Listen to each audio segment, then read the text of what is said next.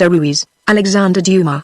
One September afternoon in 1751, towards 5:30, about a score of small boys, chattering, pushing, and tumbling over one another like a covey of partridges, issued from one of the religious schools of Chartres.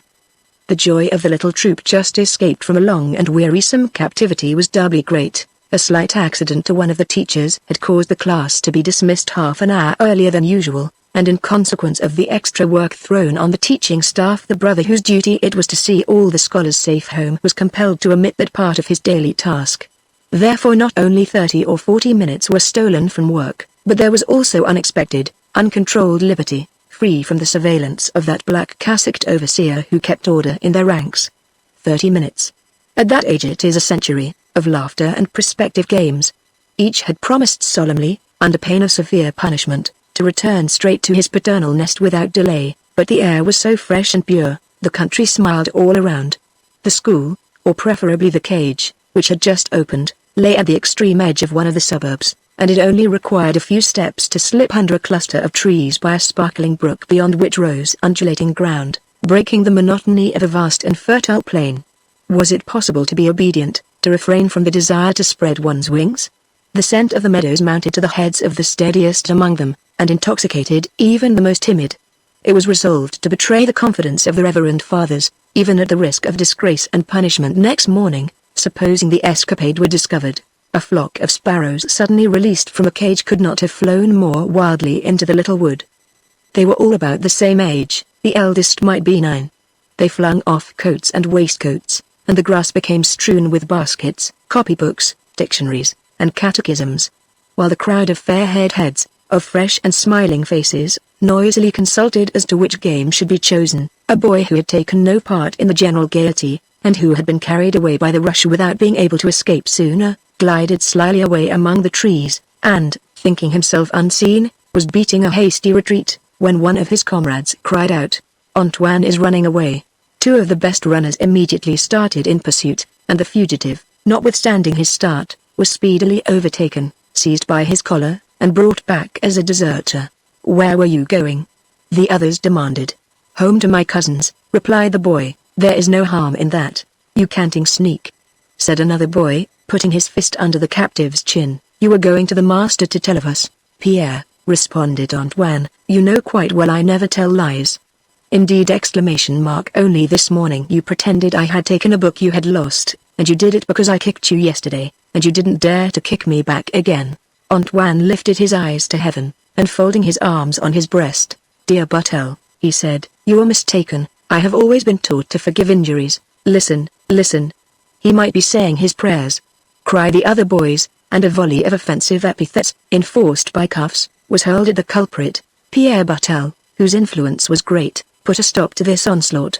"Look here, Antoine, you are a bad lot, that we all know. You are a sneak and a hypocrite. It's time we put a stop to it. Take off your coat and fight it out.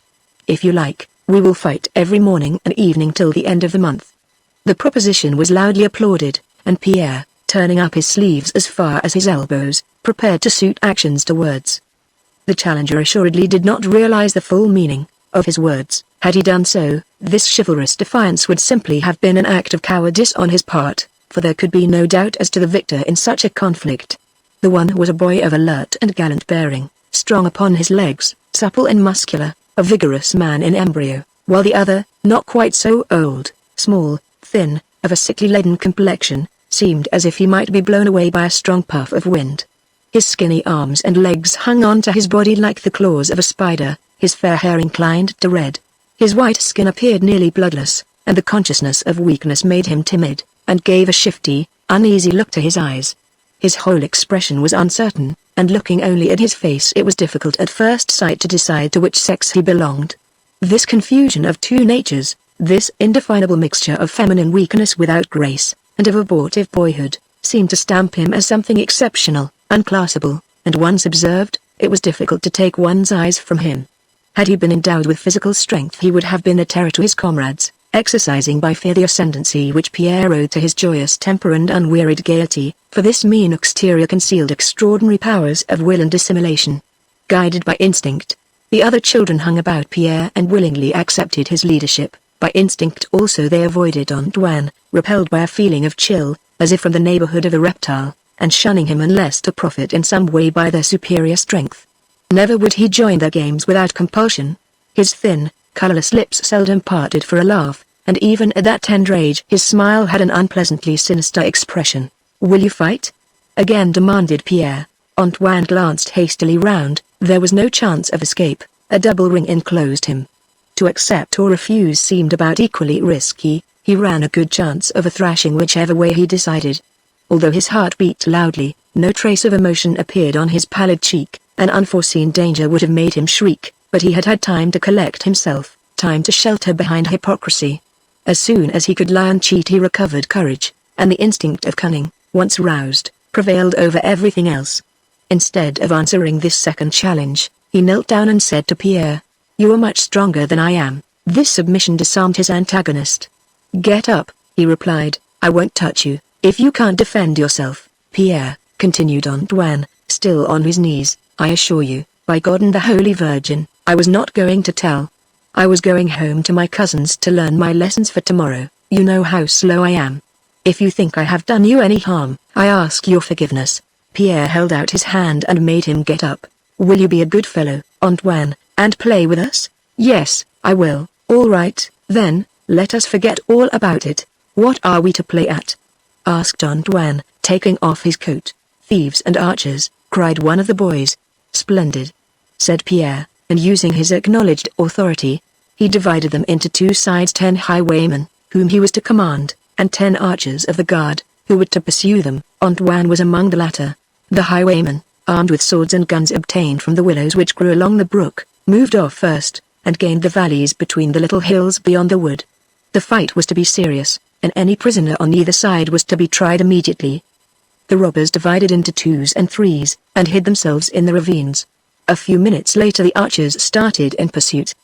There were encounters, surprises, skirmishes, but whenever it came to close quarters, Pierre's men, skillfully distributed, united on hearing his whistle, and the army of justice had to retreat.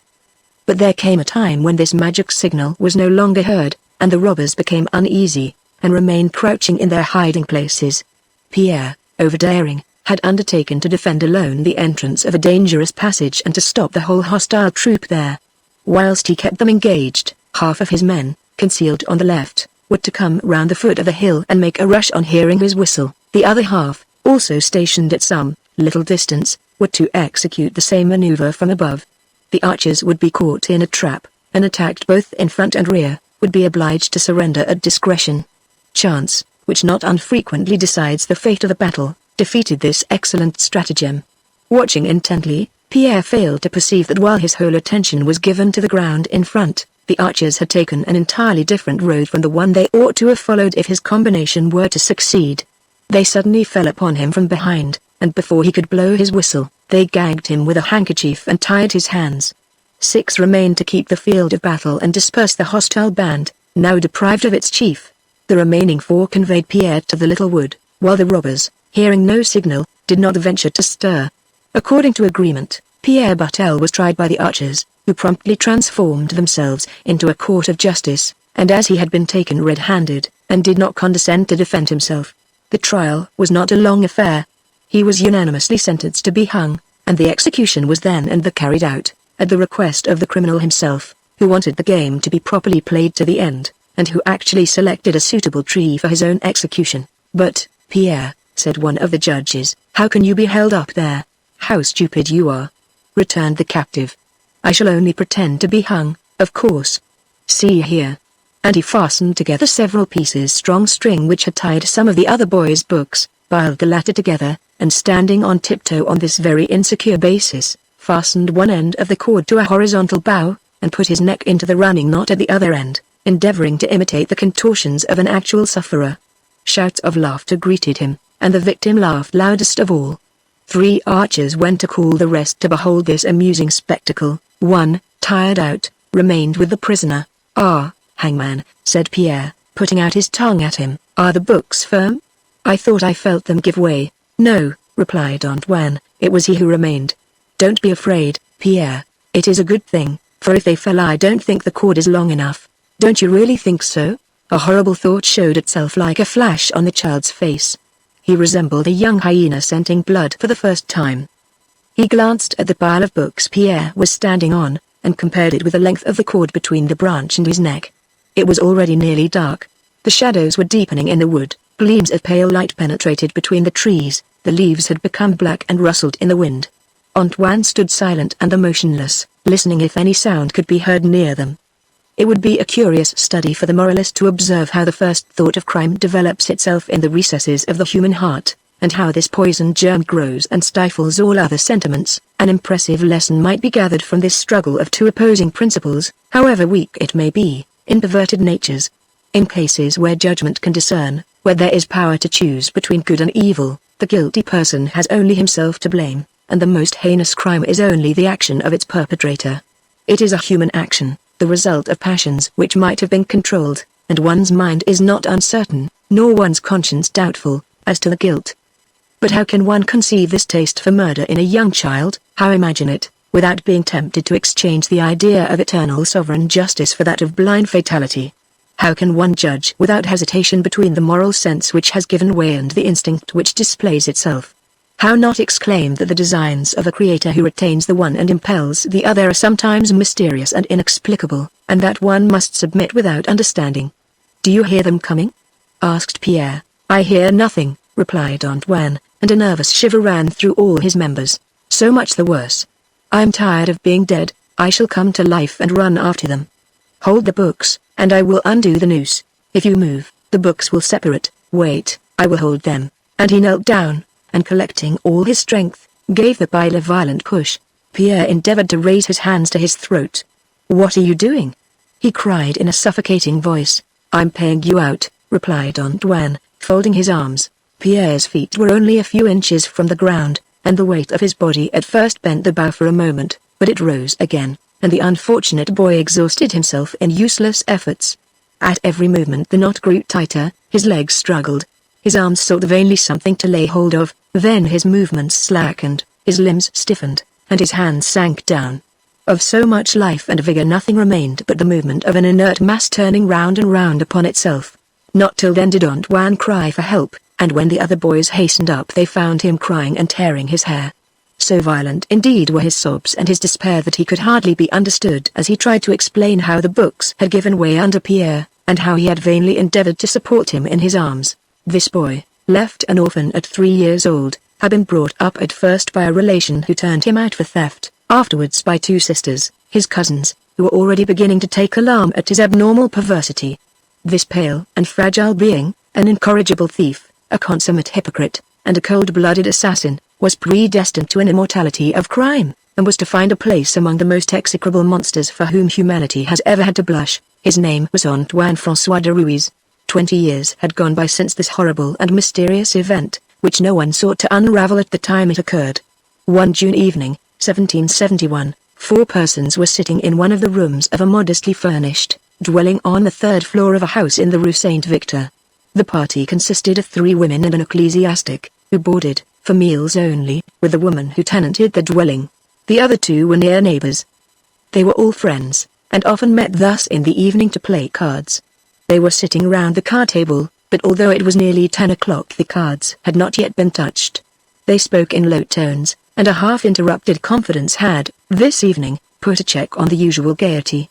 Someone knocked gently at the door, although no sound of steps on the creaking wooden staircase had been heard, and a wheedling voice asked for admittance.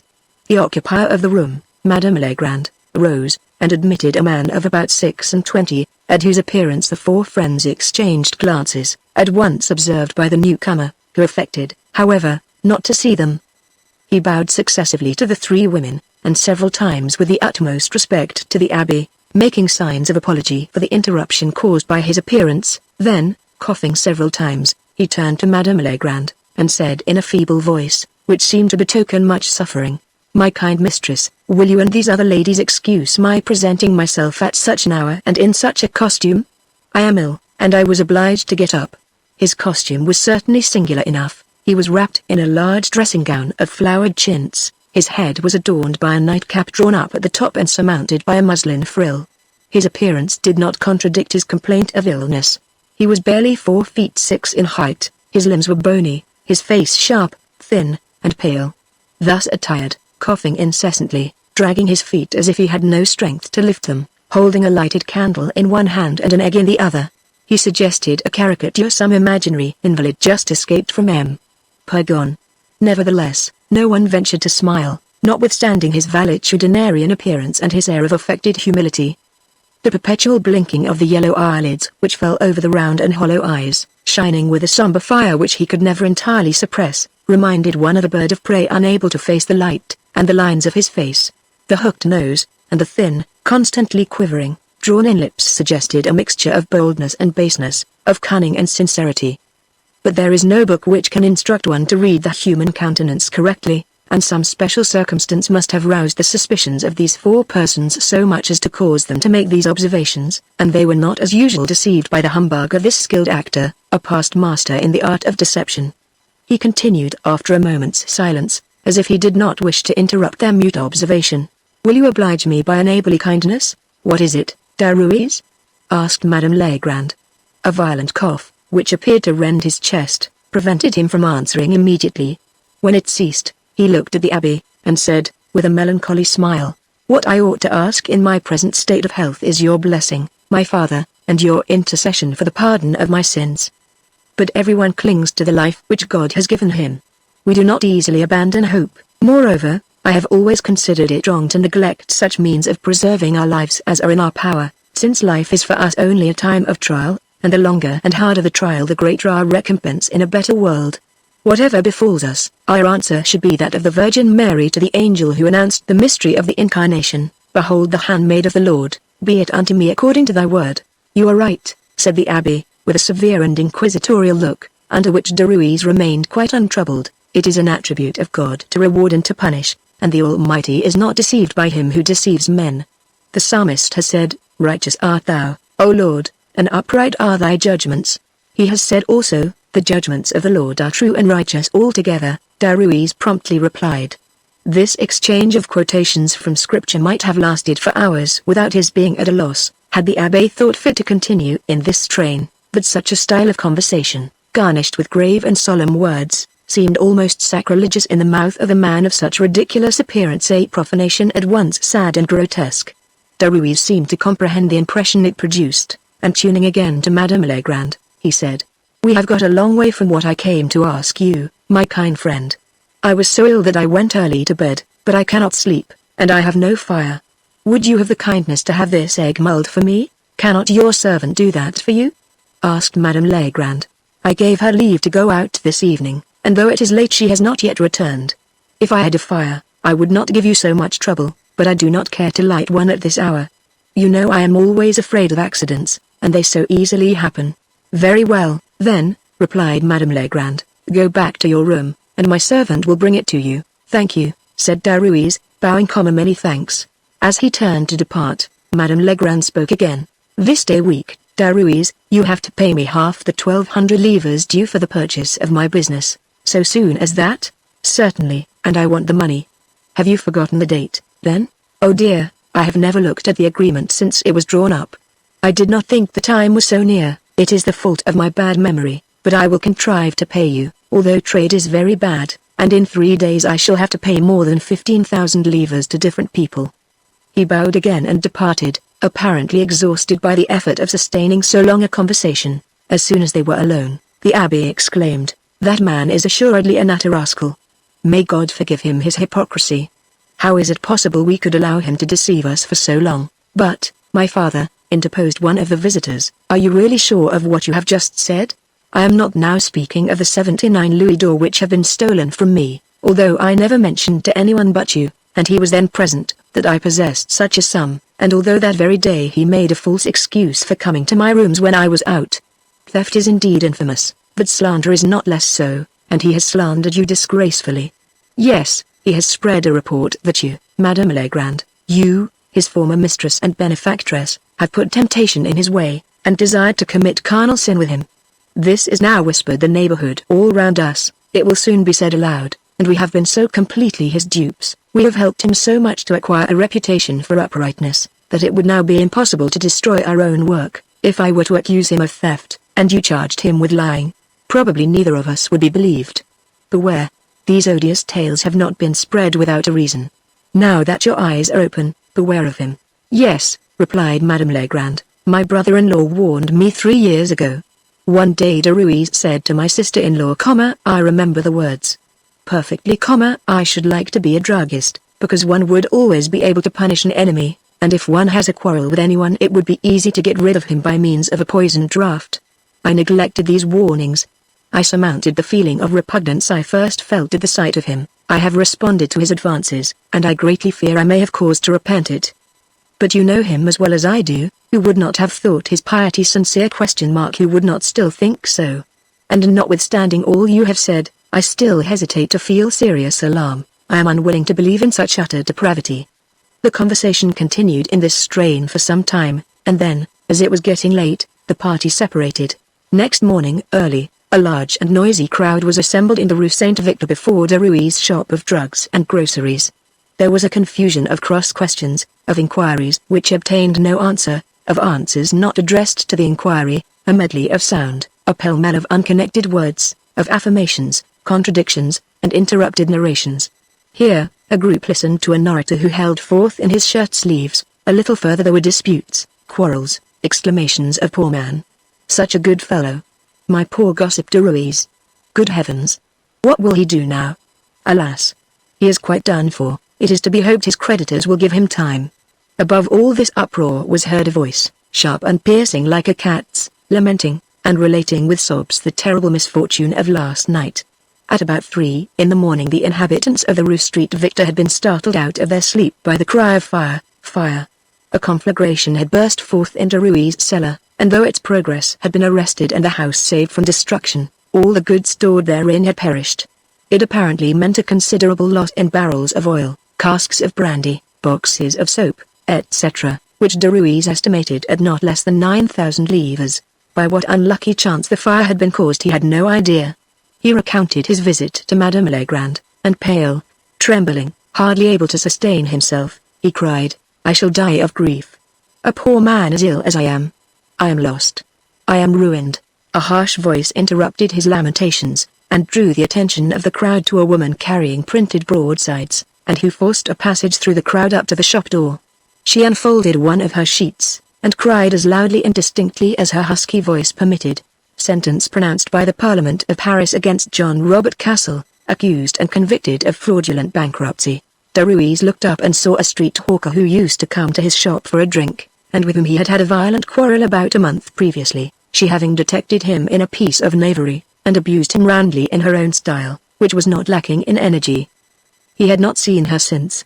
The crowd generally, and all the gossips of the quarter, who held Derues in great veneration, thought that the woman's cry was intended as an indirect insult, and threatened to punish her for this irreverence. But, placing one hand on her hip, and with the other warning off the most pressing by a significant gesture, are you still befooled by his tricks, fools that you are? Yes, no doubt there was a fire in the cellar last night, no doubt his creditors will be geese enough to let him off paying his debts.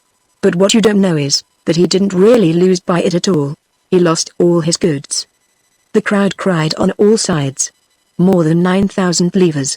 Oil and brandy, do you think those won't burn? The old witch, she drinks enough to know.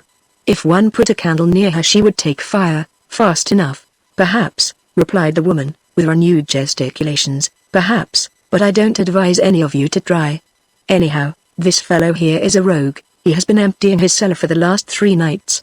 There were only old empty casks in it and empty packing cases. Oh yes. I have swallowed his daily lies like everybody else, but I know the truth by now. He got his liquor taken away by Michael Lampon's son, the cobbler in the Rue de la Parchiminerie. How do I know? Why, because a young man came and told me. I turned that woman out of my shop a month ago, for stealing, said Derues. Notwithstanding this retaliatory accusation, the woman's bold assertion might have changed the attitude of the crowd and chilled the enthusiasm, but at that moment a stout man pressed forward, and seizing the hawker by the arm, said, Go, and hold your tongue, backbiting woman. To this man, the honor of Derues was an article of faith. He had not yet ceased to wonder at the probity of this sainted person, and to doubt it in the least was as good as suspecting his own. My dear friend, he said, we all know what to think of you. I know you well. Send to me tomorrow, and and you shall have what goods you want, on credit, for as long as is necessary. Now, evil tongue, what do you say to that? I say that you are as great a fool as the rest. Adieu, friend Derues, go on as you have begun, and I shall be selling your sentence some day." And dispersing the crowd with a few twirls of her right arm, she passed on, crying, "Sentence pronounced by the Parliament of Paris against John Robert Castle, accused and convicted of fraudulent bankruptcy." This accusation emanated from too insignificant a quarter to have any effect on Derues' reputation. However resentful he may have been at the time, he got over it in consequence of the reiterated marks of interest shown by his neighbors and all the quarter on account of his supposed ruin, and the hawker's attack passed out of his mind, or probably she might have paid for her boldness with her life. But this drunken woman had nonetheless uttered a prophetic word. It was the grain of sand on which, later, he was to be shipwrecked. "All passions," says La Bruyere, "all passions are deceitful, they disguise themselves as much as possible from the public eye, they hide from themselves. There is no vice which has not a counterfeit resemblance to some virtue, and which does not profit by it." The whole life of Derues bears testimony to the truth of this observation.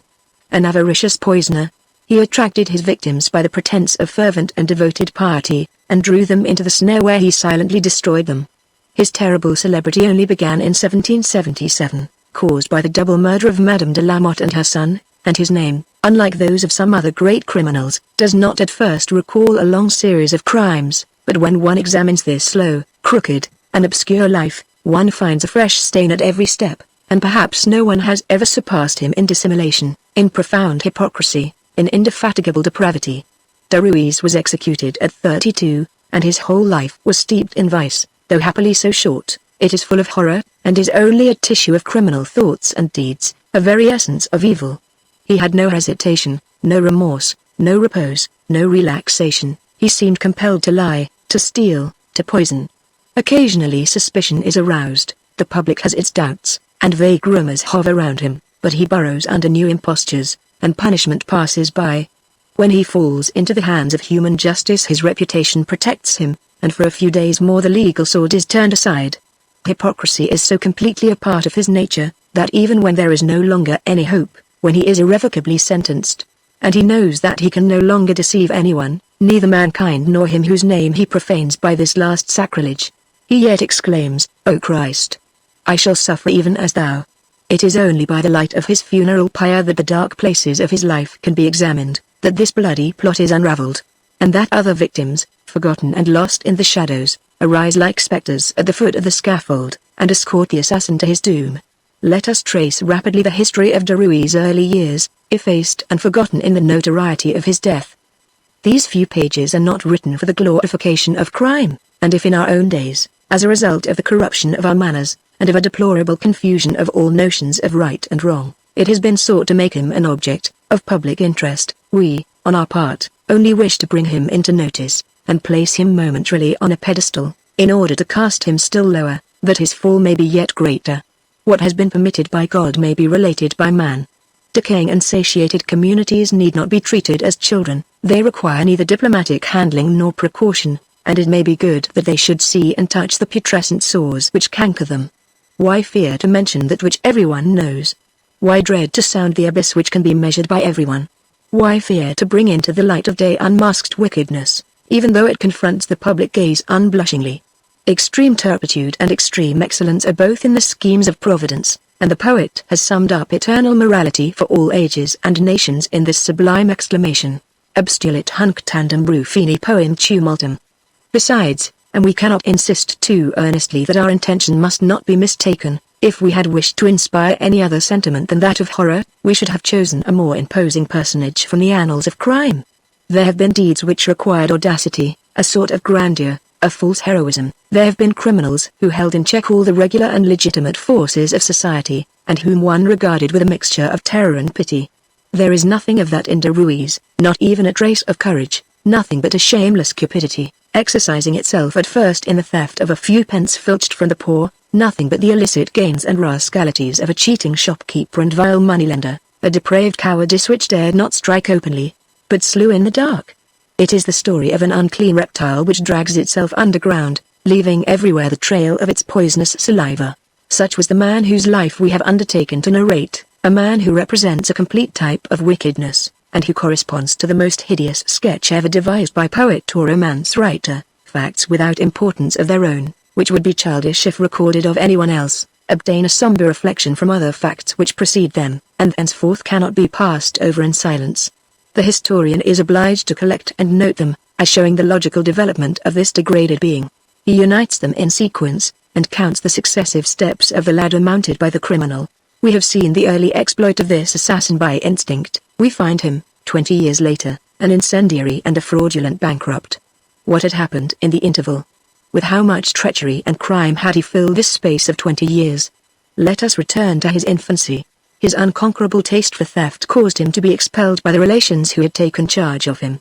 An anecdote is told which shows his impudence and incurable perversity. One day he was caught taking some money, and was soundly whipped by his cousins.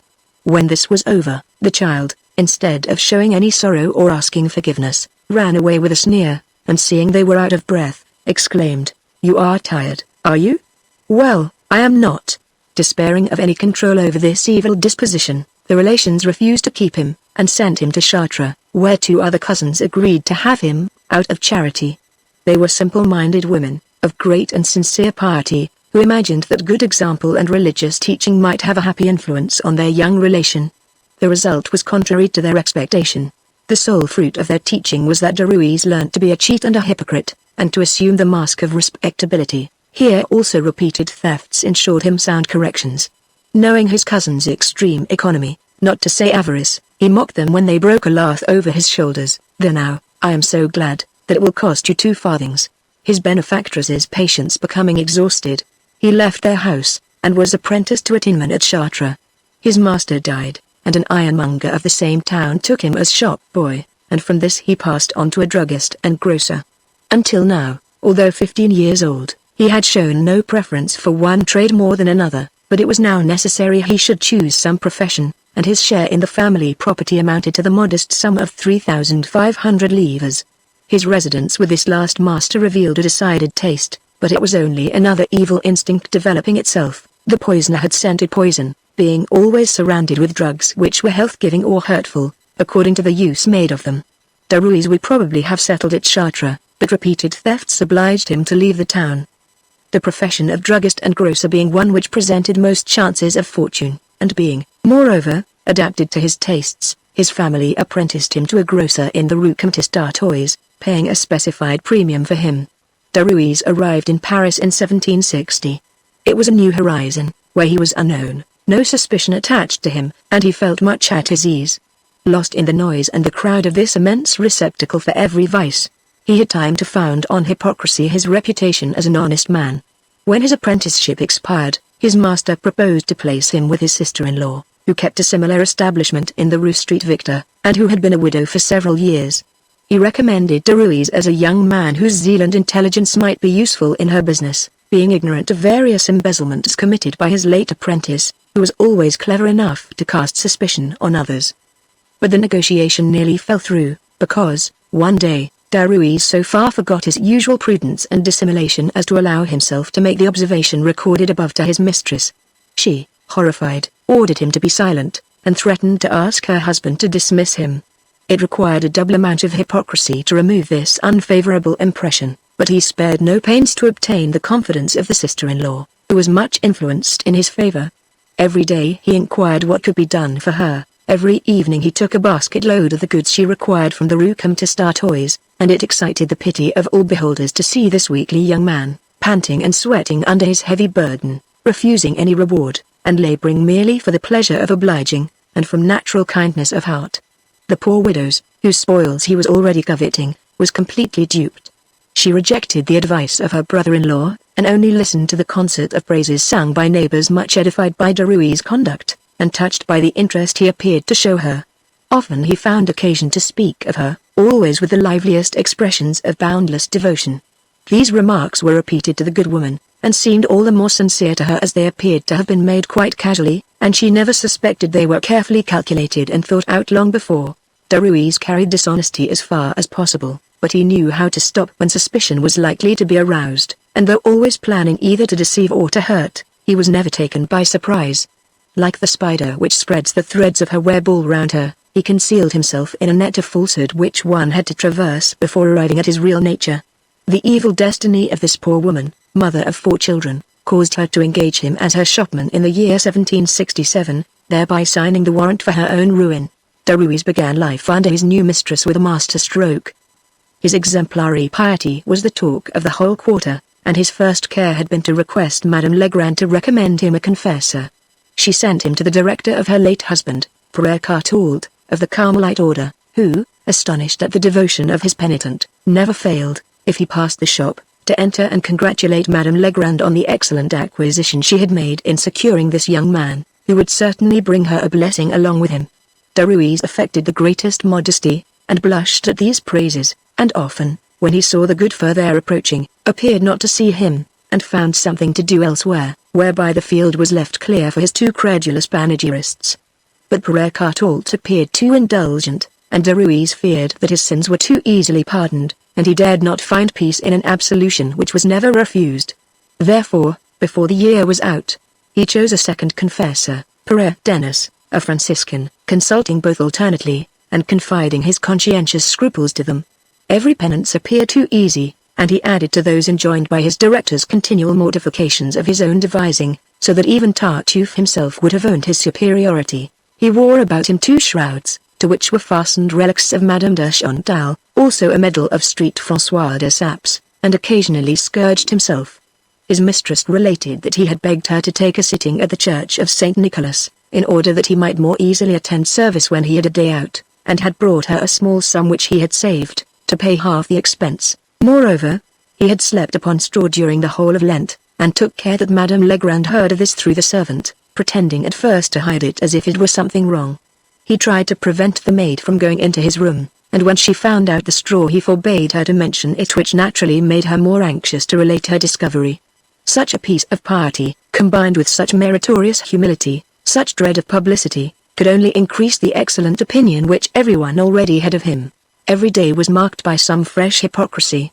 One of his sisters, a novice in the convent of the Ladies of the Visitation of the Virgin, was to take the veil at Easter. Derues obtained permission to be present at the ceremony, and was to start on foot on Good Friday. When he departed, the shop happened to be full of people, and the gossips of the neighborhood inquired where he was going. Madame Legrand desired him to have a glass of liqueur, wine he never touched, and something to eat before starting. "Oh, madame," he exclaimed, "do you think I could eat on a day like this, the day on which Christ was crucified? I will take a piece of bread with me, but I shall only eat it at the inn where I intend to sleep. I mean to fast the whole way." But this kind of thing was not sufficient. He wanted an opportunity to establish a reputation for honesty on a firm basis. Chance provided one, and he seized it immediately, although at the expense of a member of his own family. One of his brothers, who kept a public house at Chartres, came to see him. Derues, under pretense of showing him the sights of Paris, which he did not know, asked his mistress to allow him to take in the brother for a few days, which he granted. The last evening of his stay, Derues went up to his room, broke open the box which contained his clothes, turned over everything it contained, examined the clothes, and discovering 2 new cotton nightcaps, raised a cry which brought up the household. His brother just then returned, and Derues called him an infamous thief, declaring that he had stolen the money for these new articles out of the shop the evening before. His brother defended himself, protesting his innocence, and, indignant at such incomprehensible treachery, endeavored to turn the tables by relating some of Antoine's early misdeeds. The latter, however, stopped him, by declaring on his honor that he had seen his brother the evening before go to the till, slip his hand in, and take out some money. The brother was confounded and silenced by so audacious a lie. He hesitated, stammered, and was turned out of the house. Derues worthily crowned this piece of iniquity by obliging his mistress to accept the restitution of the stolen money. It cost him 3 livres, 12 sons, but the interest it brought him was the power of stealing unsuspected. That evening he spent in prayer for the pardon of his brother's supposed guilt. All these schemes had succeeded, and brought him nearer to the desired goal, for not a soul in the quarter ventured to doubt the word of this saintly individual. His fawning manners and insinuating language varied according to the people addressed. He adapted himself to all, contradicting no one, and, while austere himself, he flattered the tastes of others. In the various houses where he visited his conversation was serious, grave, and sententious, and, as we have seen, he could quote scripture with the readiness of a theologian. In the shop, when he had to deal with the lower classes, he showed himself acquainted with their modes of expression, and spoke the Billingsgate of the market women, which he had acquired in the Rue Comte Startois, treating them familiarly, and they generally addressed him as Gossip Denies. By his own account he easily judged the characters of the various people with whom he came in contact. However, Père Cartault's prophecy was not fulfilled. The blessing of heaven did not descend on the Legrand establishment. There seemed to be a succession of misfortunes which old Derues' zeal and care as shopman could neither prevent nor repair. He by no means contented himself with parading an idle and fruitless hypocrisy, and his most abominable deceptions were not those displayed in the light of day. He watched by night. His singular organization, outside the ordinary laws of nature, appeared able to dispense with sleep. Gliding about on tiptoe, opening doors noiselessly, with all the skill of an accomplished thief, he pillaged shop and cellar, and sold his plunder in remote parts of the town under assumed names. It is difficult to understand how his strength supported the fatigue of this double existence. He had barely arrived at puberty, and art had been obliged to assist the retarded development of nature.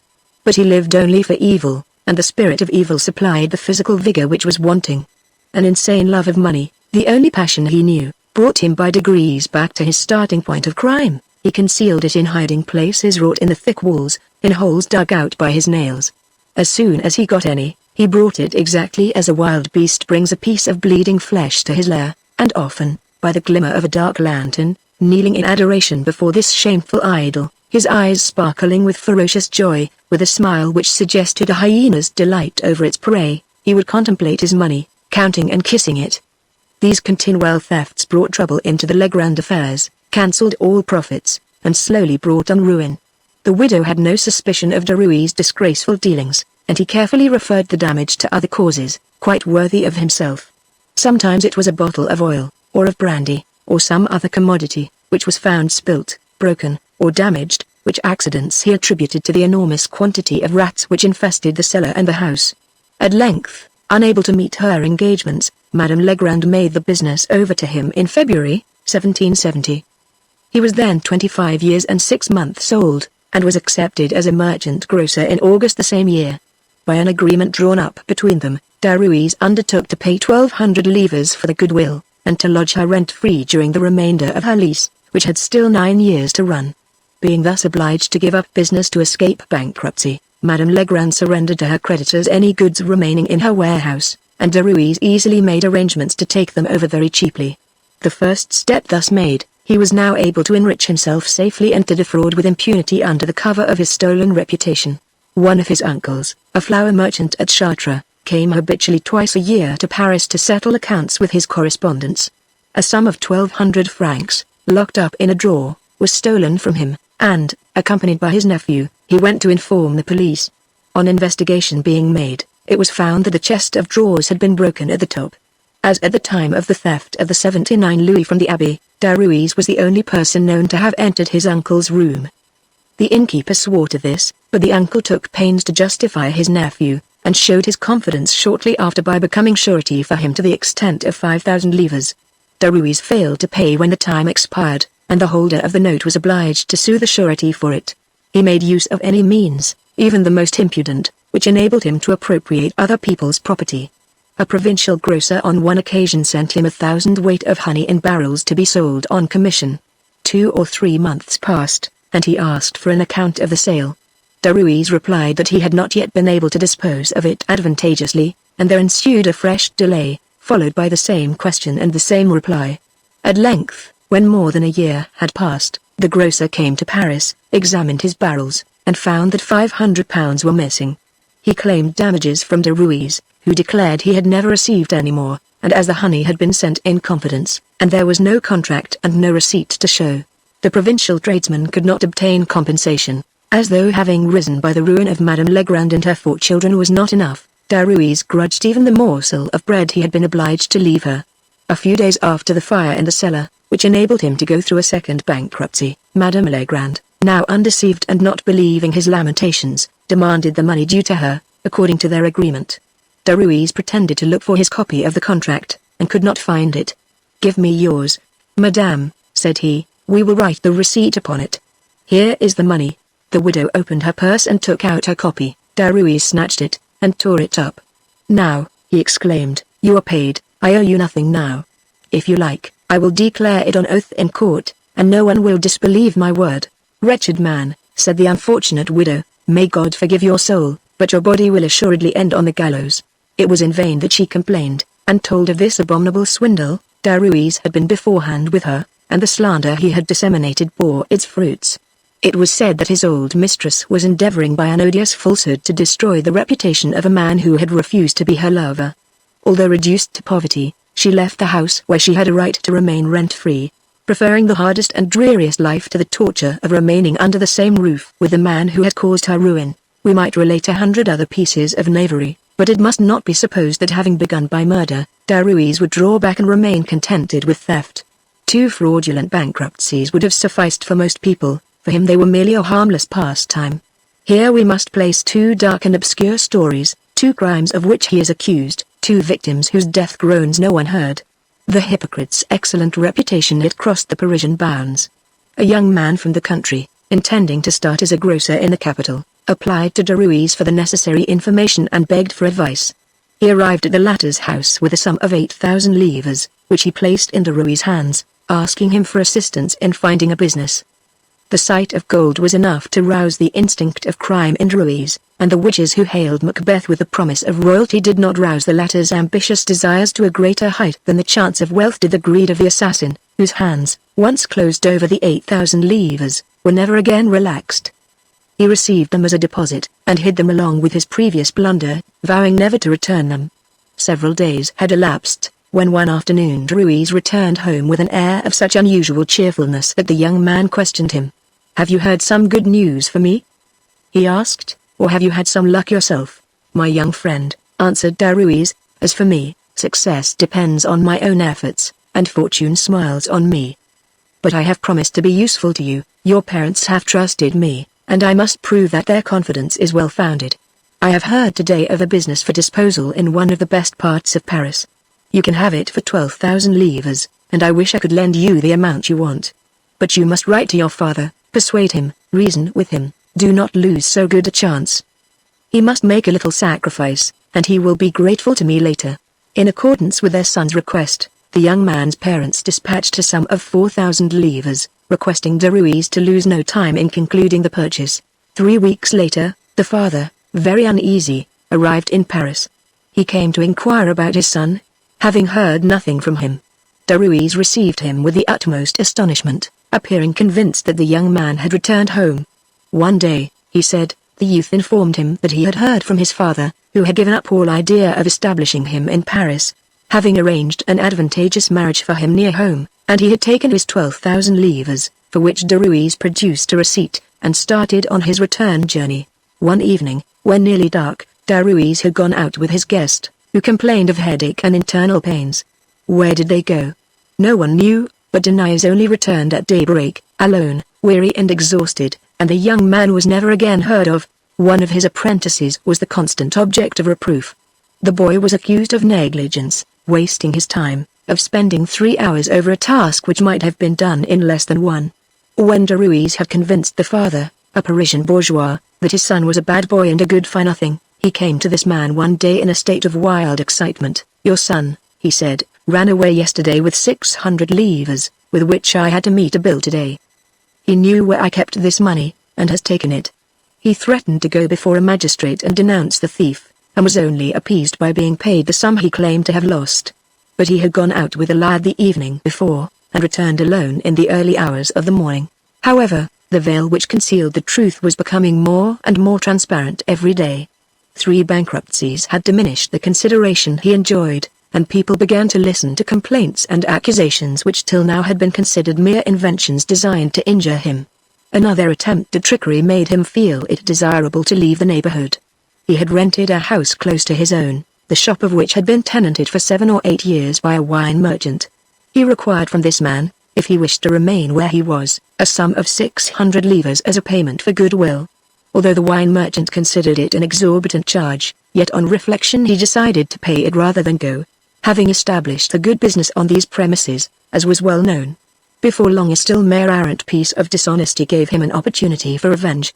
A young man of good family, who was boarding with him in order to gain some business experience, having gone into Derues' shop to make some purchases, amused himself while waiting by idly writing his name on a piece of blank paper lying on the counter, which he left there without thinking more about it.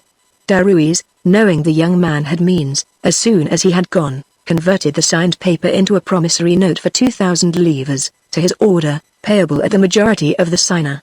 The bill, negotiated in trade, arrived when due at the wine merchant's, who, much surprised, called his young boarder and showed him the paper adorned with his signature. The youth was utterly confounded, having no knowledge of the bill whatever, but nevertheless could not deny his signature. On examining the paper carefully, the handwriting was recognized as Derues. The wine merchant sent for him, and when he arrived, made him enter a room, and having locked the door, produced the promissory note. Derues acknowledged having written it, and tried various falsehoods to excuse himself. No one listened to him, and the merchant threatened to place the matter in the hands of the police. Then Derues wept, implored, fell on his knees, acknowledged his guilt, and begged for mercy. He agreed to restore the 600 livres exacted from the wine merchant, on condition that he should see the note destroyed and that the matter should end there. He was then about to be married, and dreaded a scandal. Shortly after, he married Marie-Louise Nielais, daughter of a harness maker at Milan. One's first impression in considering this marriage is one of profound sorrow and utmost pity for the young girl whose destiny was linked with that of this monster. One thinks of the horrible future, of youth and innocence blighted by the tainting breath of the homicide, of candor united to hypocrisy, of virtue to wickedness, of legitimate desires linked to disgraceful passions, of purity mixed with corruption. The thought of these contrasts is revolting, and one pities such a dreadful fate. But we must not decide hastily. Madame Derues has not been convicted of any active part in her husband's later crimes, but her history, combined with his, shows no trace of suffering, nor of any revolt against a terrible complicity. In her case the evidence is doubtful, and public opinion must decide later. In 1773, Derues relinquished retail business, and left the Saint Victor neighborhood. Having taken an apartment in the Rue des Turboules, near the Rue Bertin-Poiry, in the parish of Street-Germain-l'Auxerrois, where he had been married. He first acted on commission for the Benedictine Camilduian Fathers of the Forest of Senat, who had heard of him as a man wholly given to piety. Then, giving himself up to usury, he undertook what is known as business affairs, a profession which, in such hands, could not fail to be lucrative, being aided by his exemplary morals and honest appearance. It was the more easy for him to impose on others, as he could not be accused of any of the deadly vices which so often end in ruin: gaming, wine, and women. Until now he had displayed only one passion, that of avarice, but now another developed itself, that of ambition. He bought houses and land, and when the money was due, allowed himself to be sued for it. He bought even lawsuits, which he muddled with all the skill of a rascally attorney. Experienced in bankruptcy, he undertook the management of failures, contriving to make dishonesty appear in the light of unfortunate virtue. When this demon was not occupied with poison, his hands were busy with every social iniquity. He could only live and breathe in an atmosphere of corruption. His wife, who had already presented him with a daughter, gave birth to a son in February 1774. Derues, in order to better support the airs of grandeur and the territorial title which he had assumed, invited persons of distinction to act as sponsors. The child was baptized Tuesday, February 15th. We give the text of the baptismal register, as a curiosity: Antoine Maximilien Joseph, son of Antoine François Derues, gentleman, seigneur of Gendeville, Herchies, Vicomont, and other places, formerly merchant grocer, and of Madame Marie-Louise Nielais, his wife. Godfathers, T. H. and T. P., lords of, etc. etc. Godmothers, Madame MFR. C. D. V. etc. etc. Signed, A. F. Derues, Sr. But all this dignity did not exclude the sheriff's officers, whom, as befitted so great a man, he treated with the utmost insolence, overwhelming them with abuse when they came to enforce an execution. Such scandals had several times aroused the curiosity of his neighbors, and did not redound to his credit. His landlord, wearied of all this clamor, and most especially weary of never getting any rent without a fight for it, gave him notice to quit. Derues removed to the Rue Beaubourg, where he continued to act as commission agent under the name of Cyrano Derues de Berry. And now we will concern ourselves no more with the unraveling of this tissue of imposition. We will wander no longer in this labyrinth of fraud, of low and vile intrigue, of dark crime of which the clue disappears in the night. and of which the trace is lost in a doubtful mixture of blood and mire, we will listen no longer to the cry of a widow and her 4 children reduced to beggary, to the groans of obscure victims, to the cries of terror and the death groan which echoed one night through the vaults of a country house near Vies. Behold other victims whose cries are yet louder, behold yet other crimes and a punishment which equals them in terror. Let these nameless ghosts, these silent spectres, lose themselves in the clear daylight which now appears, and make room for other phantoms which rend their shrouds and issue from the tomb demanding vengeance. Derues was now soon to have a chance of obtaining immortality. Hitherto his blows had been struck by chance, henceforth he uses all the resources of his infernal imagination, he concentrates all his strength on one point, conceives and executes his crowning piece of wickedness. He employs for 2 years all his science as cheat, forger, and poisoner in extending the net which was to entangle a whole family, and, taken in his own snare, he struggles in vain does he seek to gnaw through the meshes which confine him.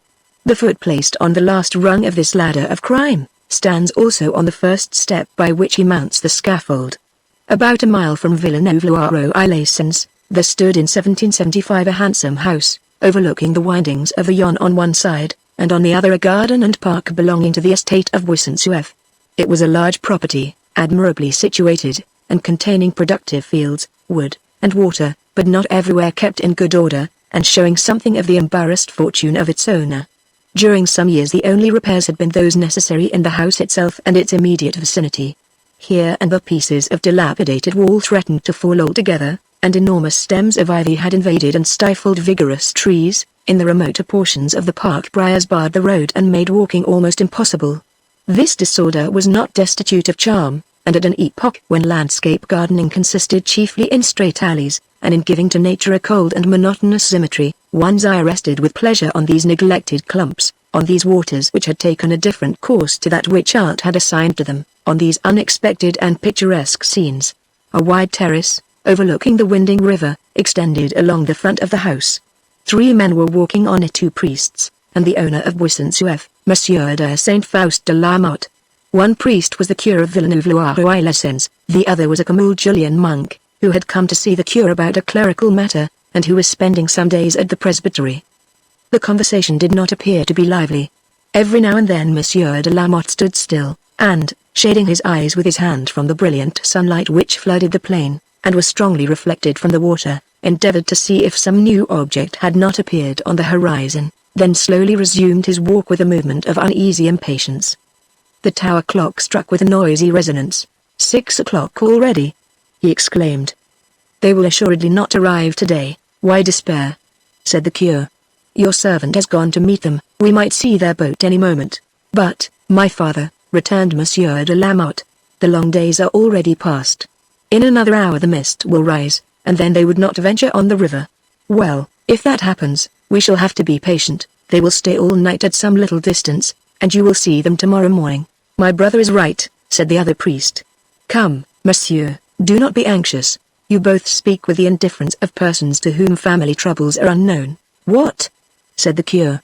Do you really think that because our sacred profession condemns us both to celibacy, we are therefore unable to comprehend an affection such as yours, on which I myself pronounced the hallowing benediction of the church, if you remember, nearly 15 years ago? Is it perhaps intentionally, my father, that you recall the date of my marriage?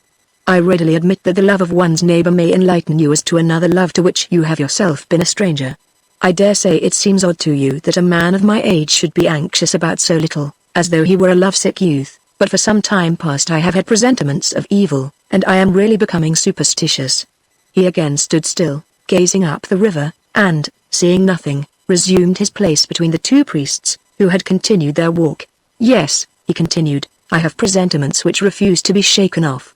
I am not so old that age can have weakened my powers and reduced me to childishness. I cannot even say what I am afraid of, but separation is painful and causes an involuntary terror. Strange, is it not? Formerly, I used to leave my wife for months together, when she was young and my son only, an infant. I loved her passionately, yet I could go with pleasure. Why, I wonder, is it so different now? Why should a journey to Paris on business, and a few hours' delay, make me so terribly uneasy?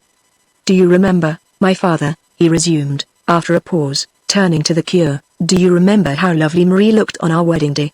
Do you remember her dazzling complexion and the innocent candor of her expression? The sure token of the most truthful and purest of minds.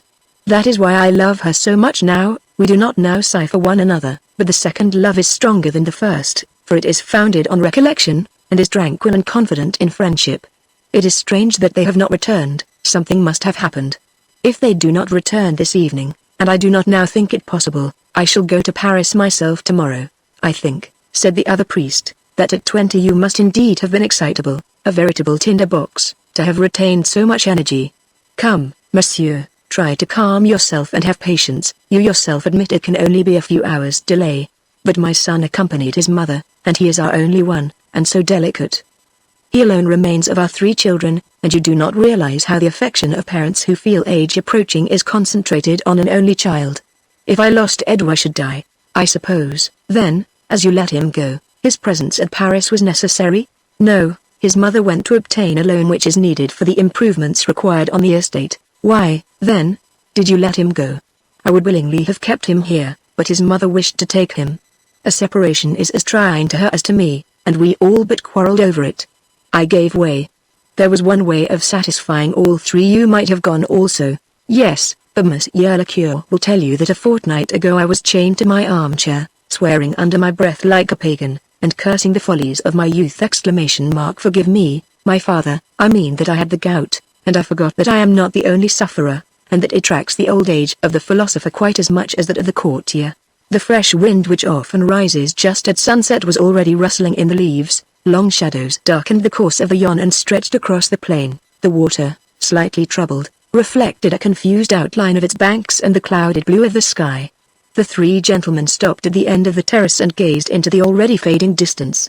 A black spot, which they had just observed in the middle of the river, caught a gleam of light in passing a low meadow between 2 hills, and for a moment took shape as a barge, then was lost again, and could not be distinguished from the water.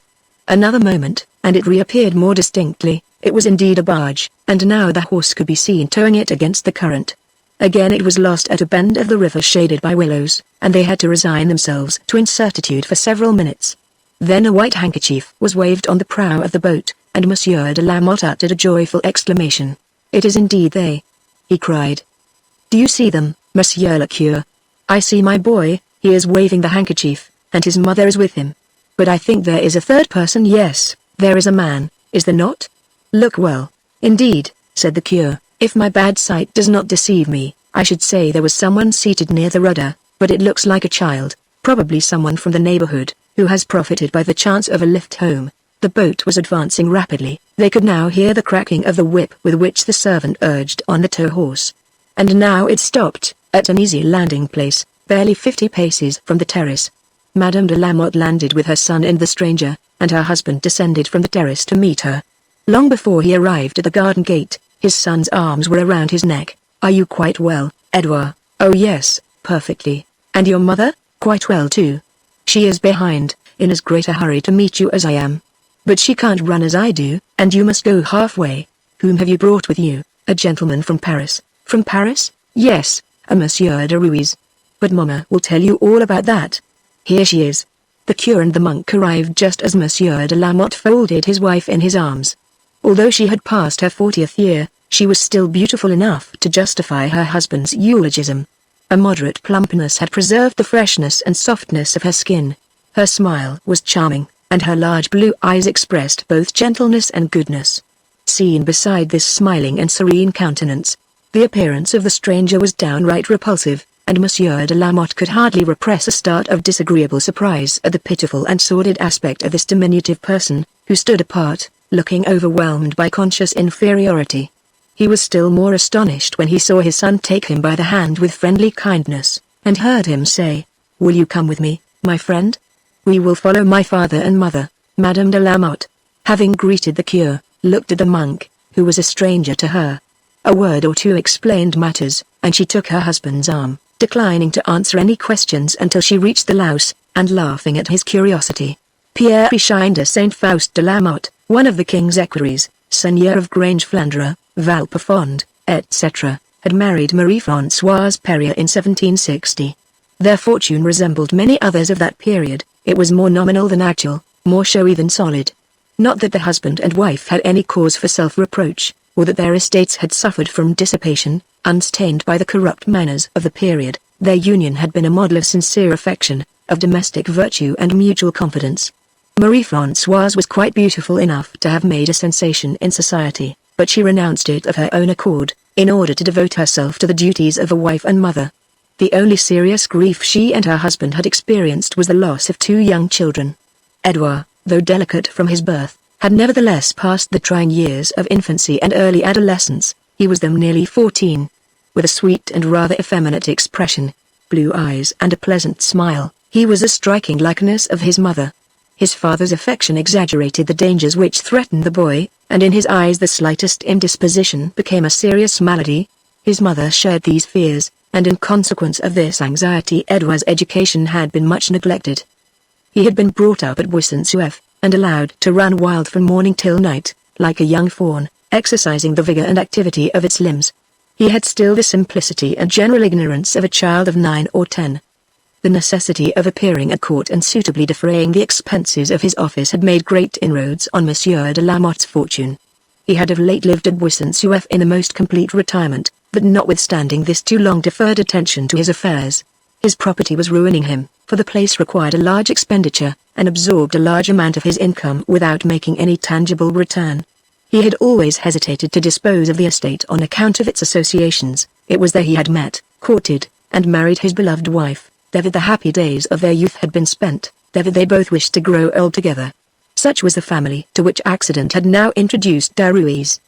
The unfavorable impression made on Monsieur de Lamotte had not passed unperceived by him, but, being quite accustomed to the instinctive repugnance which his first appearance generally inspired, Derues has made a successful study of how to combat and efface this antagonistic feeling, and replace it by confidence, using different means according to the persons he had to deal with. He understood at once that vulgar methods would be useless with Monsieur de Lamotte, whose appearance and manners indicated both the man of the world and the man of intelligence, and also he had to consider the 2 priests, who were both observing him attentively. Fearing a false step, he assumed the most simple and insignificant deportment he could, knowing that sooner or later a third person would rehabilitate him in the opinion of those present. Nor did he wait long. Arrived at the drawing-room, Monsieur de Lamotte requested the company to be seated. Derues acknowledged the courtesy by a bow, and there was a moment of silence, while Edouard and his mother looked at each other and smiled.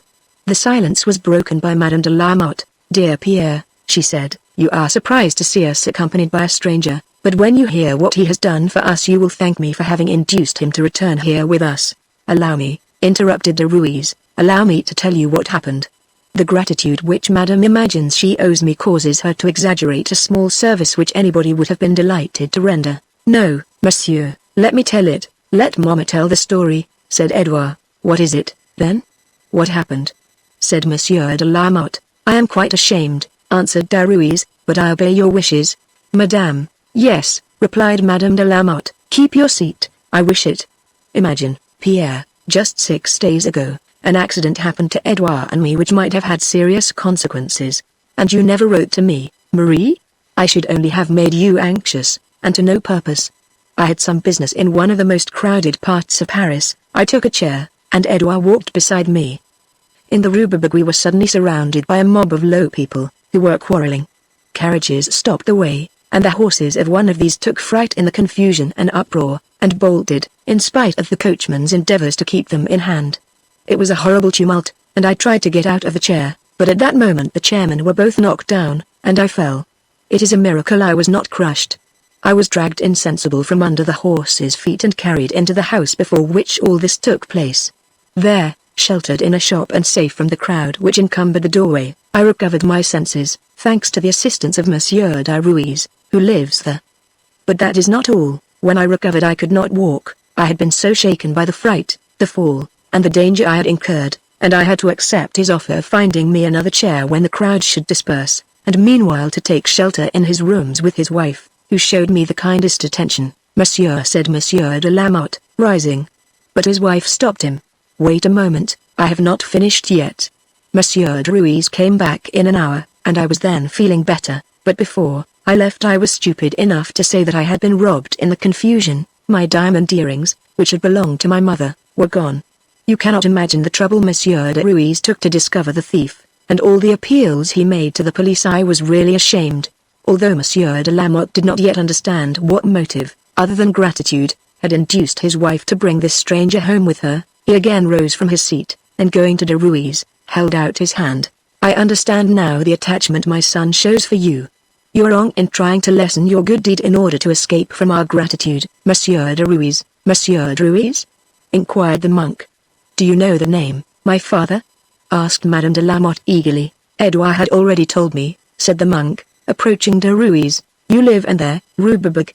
And you are Monsieur Derues, formerly a retail grocer? The same, my brother. Should you require a reference, I can give it. Chance, Madame, has made you acquainted with a man whose reputation for piety and honor is well established. He will permit me to add my praises to yours. Indeed, I do not know how I deserve so much honor. I am Brother Marchois, of the Camille Julien order. You see that I know you well. The monk then proceeded to explain that his community had confided their affairs to Derues' honesty, he undertaking to dispose of the articles manufactured by the monks in their retreat. He then recounted a number of good actions and of marks of piety, which were heard with pleasure and admiration by those present.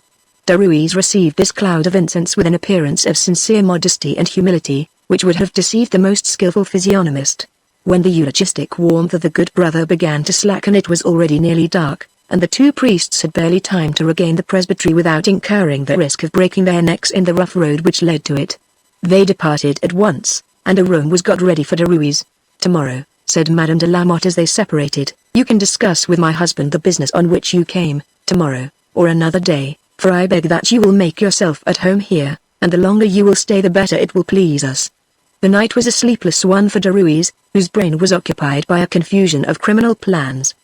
The chance which had caused his acquaintance with Madame de Lamotte, and even more the accident of Brother Marchois appearing in the nick of time, to enlarge upon the praises which gave him so excellent a character, seemed like favorable omens not to be neglected.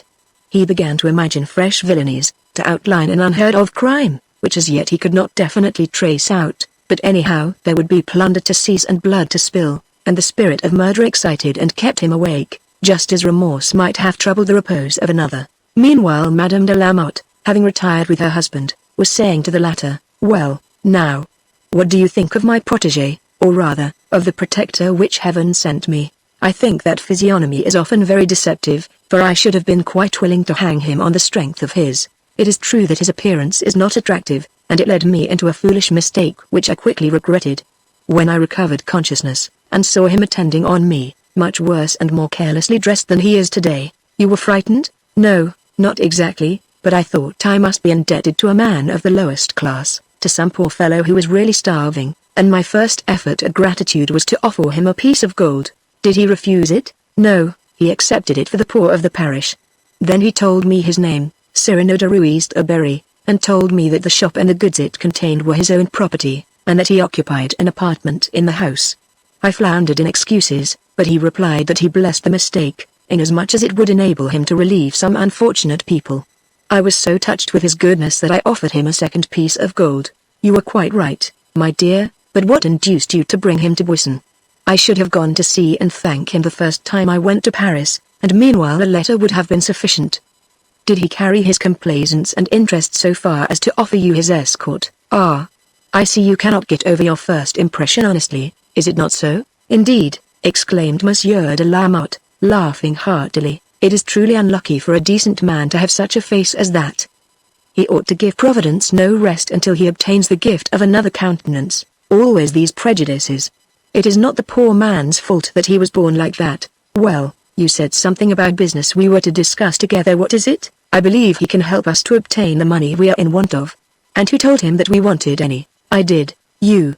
Come, it certainly seems that this gentleman is to be a family friend. And pray what induced you to confide in him to this extent? You would have known by now, if you did not interrupt. Let me tell you all in order. The day after my accident I went out with Edouard about midday, and I went to again express my gratitude for his kindness. I was received by Madame Derues, who told me her husband was out, and that he had gone to my hotel to inquire after me and my son, and also to see if anything had been heard of my stolen earrings. She appeared a simple and very ordinary sort of person, and she begged me to sit down and wait for her husband. I thought it would be uncivil not to do so, and Monsieur Derues appeared in about 2 hours. The first thing he did, after having saluted me and inquired most particularly after my health, was to ask for his children, 2 charming little things, fresh and rosy, whom he covered with kisses. We talked about indifferent matters, then he offered me his services, placed himself at my disposal, and begged me to spare neither his time nor his trouble. I then told him what had brought me to Paris, and also the disappointments I had encountered, for of all the people I had seen not one had given me a favorable answer. He said that he might possibly be of some use to me, and the very next day told me that he had seen a capitalist, but could do nothing without more precise information. Then I thought it might be better to bring him here, so that he might talk matters over with you. When I first asked him, he refused altogether, and only yielded to my earnest entreaties and Edouard's. This is the history, dear, of the circumstances under which I made Monsieur Derues' acquaintance. I hope you do not think I have acted foolishly. Very well, said Monsieur de Lamotte, I will talk to him tomorrow, and in any case I promise you I will be civil to him. I will not forget that he has been useful to you. With which promise the conversation came to a close. Skilled in assuming any kind of mask and in playing every sort of part, Derues did not find it difficult to overcome Monsieur de Lamotte's prejudices, and in order to obtain the goodwill of the father he made a skillful use of the friendship which their son had formed with him. One can hardly think that he already meditated the crime which he carried out later. One prefers to believe that these atrocious plots were not invented so long beforehand.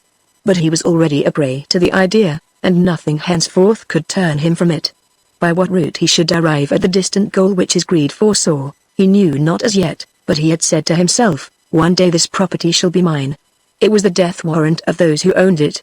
We have no details, no information as to Derues' first visit to Buisson-Souef, but when he departed he had obtained the complete confidence of the family, and a regular correspondence was carried on between him and the Lamottes. It was thus that he was able to exercise his talent of forgery, and succeeded in imitating the writing of this unfortunate lady so as to be able even to deceive her husband. Several months passed, and none of the hopes which Derues had inspired were realized. A loan was always on the point of being arranged, and regularly failed because of some unforeseen circumstance. These pretended negotiations were managed by Derues with so much skill and cunning that instead of being suspected, he was pitied for having so much useless trouble. Meanwhile, Monsieur de Lamotte's money difficulties increased, and the sale of Buisson-Souef became inevitable. Derues offered himself as a purchaser, and actually acquired the property by private contract, dated December, 1775. It was agreed between the parties that the purchase money of 130,000 livres should not be paid until 1776, in order to allow Derues to collect the various sums at his disposal.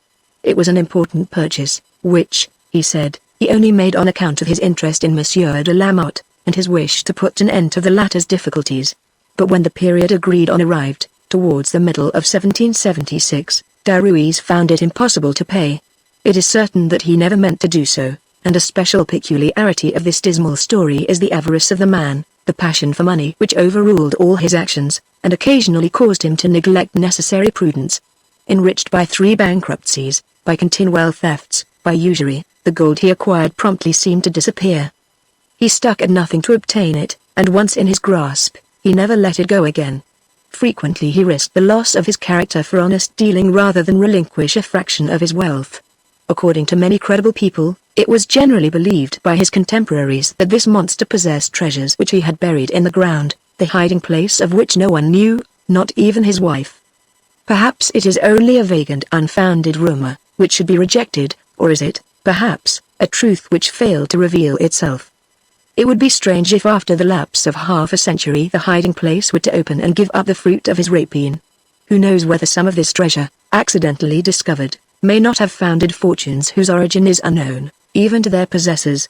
Although it was of the utmost importance not to arouse Monsieur de Lamotte's suspicions just at the moment when he ought to be paying him so large a sum, Derues was actually at this time being sued by his creditors. But in those days ordinary lawsuits have no publicity. They struggled and died between the magistrates and advocates without causing any sound. In order to escape the arrest and detention with which he was threatened, he took refuge at Buisson-Souef with his family, and remained there from Whitsuntide till the end of November. After being treated all this time as a friend, Derues departed for Paris, in order, he said, to receive an inheritance which would enable him to pay the required purchase money. This pretended inheritance was that of one of his wife's relations, Monsieur Despaignes Duplessis, who had been murdered in his country house, near Derues. It has been strongly suspected that Derues was guilty of this crime. There are, however, no positive proofs, and we prefer only to class it as a simple possibility. Derues had made formal promises to Monsieur de Lamotte, and it was no longer possible for him to elude them. Either the payment must now be made, or the contract annulled. A new correspondence began between the creditors and the debtor. Friendly letters were exchanged, full of protestations on one side and confidence on the other. But all Derues' skill could only obtain a delay of a few months. At length Monsieur de Lamotte, unable to leave Buisson-Souef himself, on account of important business which required his presence, gave his wife a power of attorney, consented to another separation, and sent her to Paris, accompanied by Edouard, and as if to hasten their misfortunes, send notice of their coming to the expectant murderer. We have passed quickly over the interval between the first meeting of Monsieur de Lamotte and Derues, and the moment when the victims fell into the trap. We might easily have invented long conversations, and episodes which would have brought Derues' profound hypocrisy into greater relief, but the reader now knows all that we care to show him.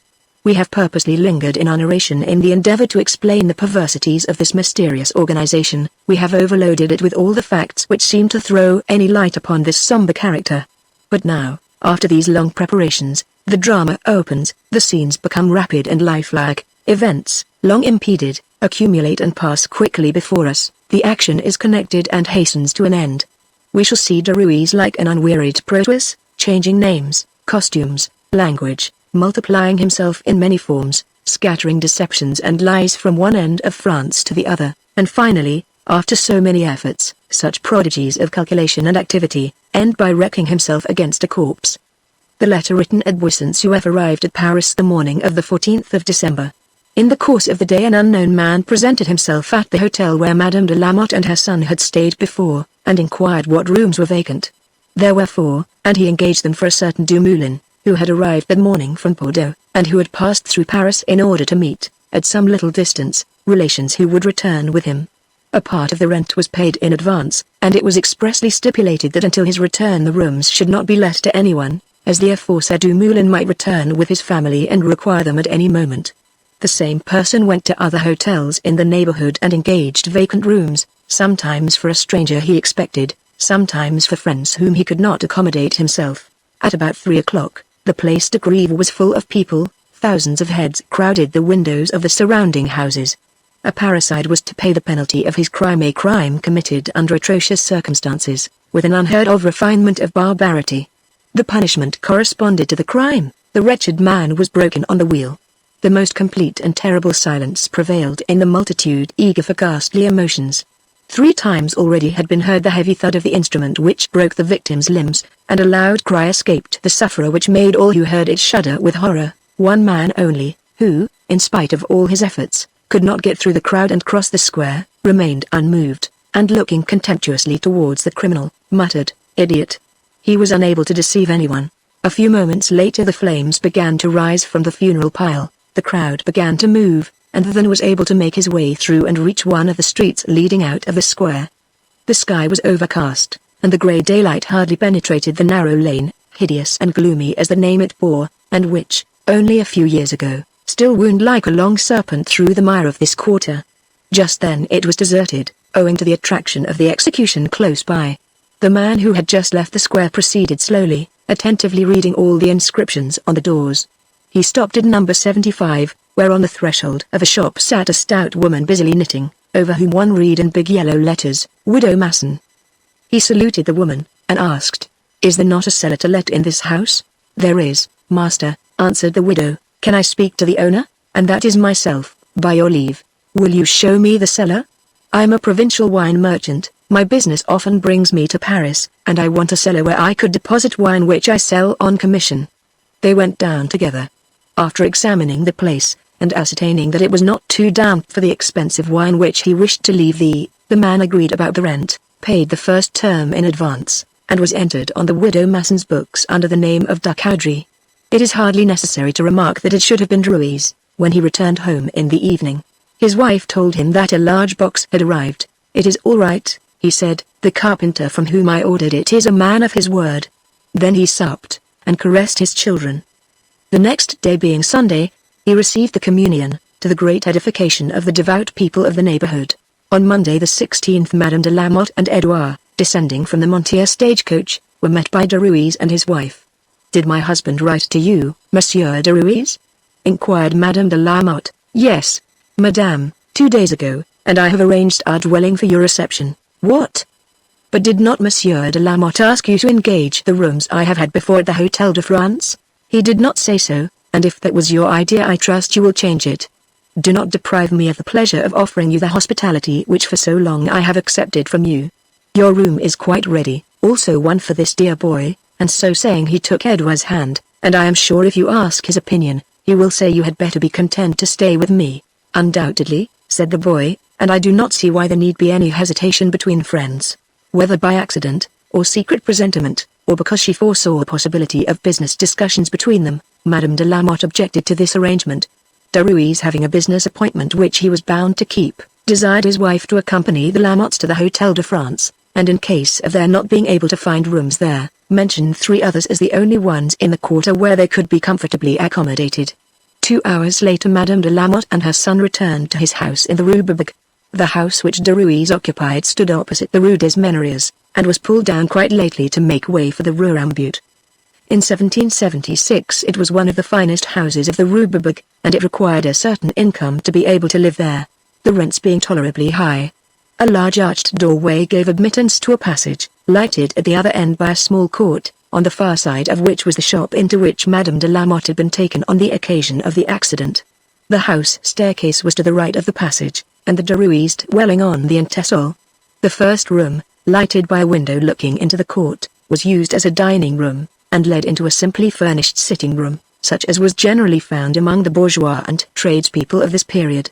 To the right of the sitting room was a large closet, which could serve as a small study or could hold a bed. To the left was a door opening into the Derues' bedroom, which had been prepared for Madame de Lamotte. Madame Derues would occupy one of the 2 beds which stood in the alcove. Derues had a bed made up in the sitting room, and Edouard was accommodated in the little study. Nothing particular happened during the first few days which followed the Lamottes' arrival.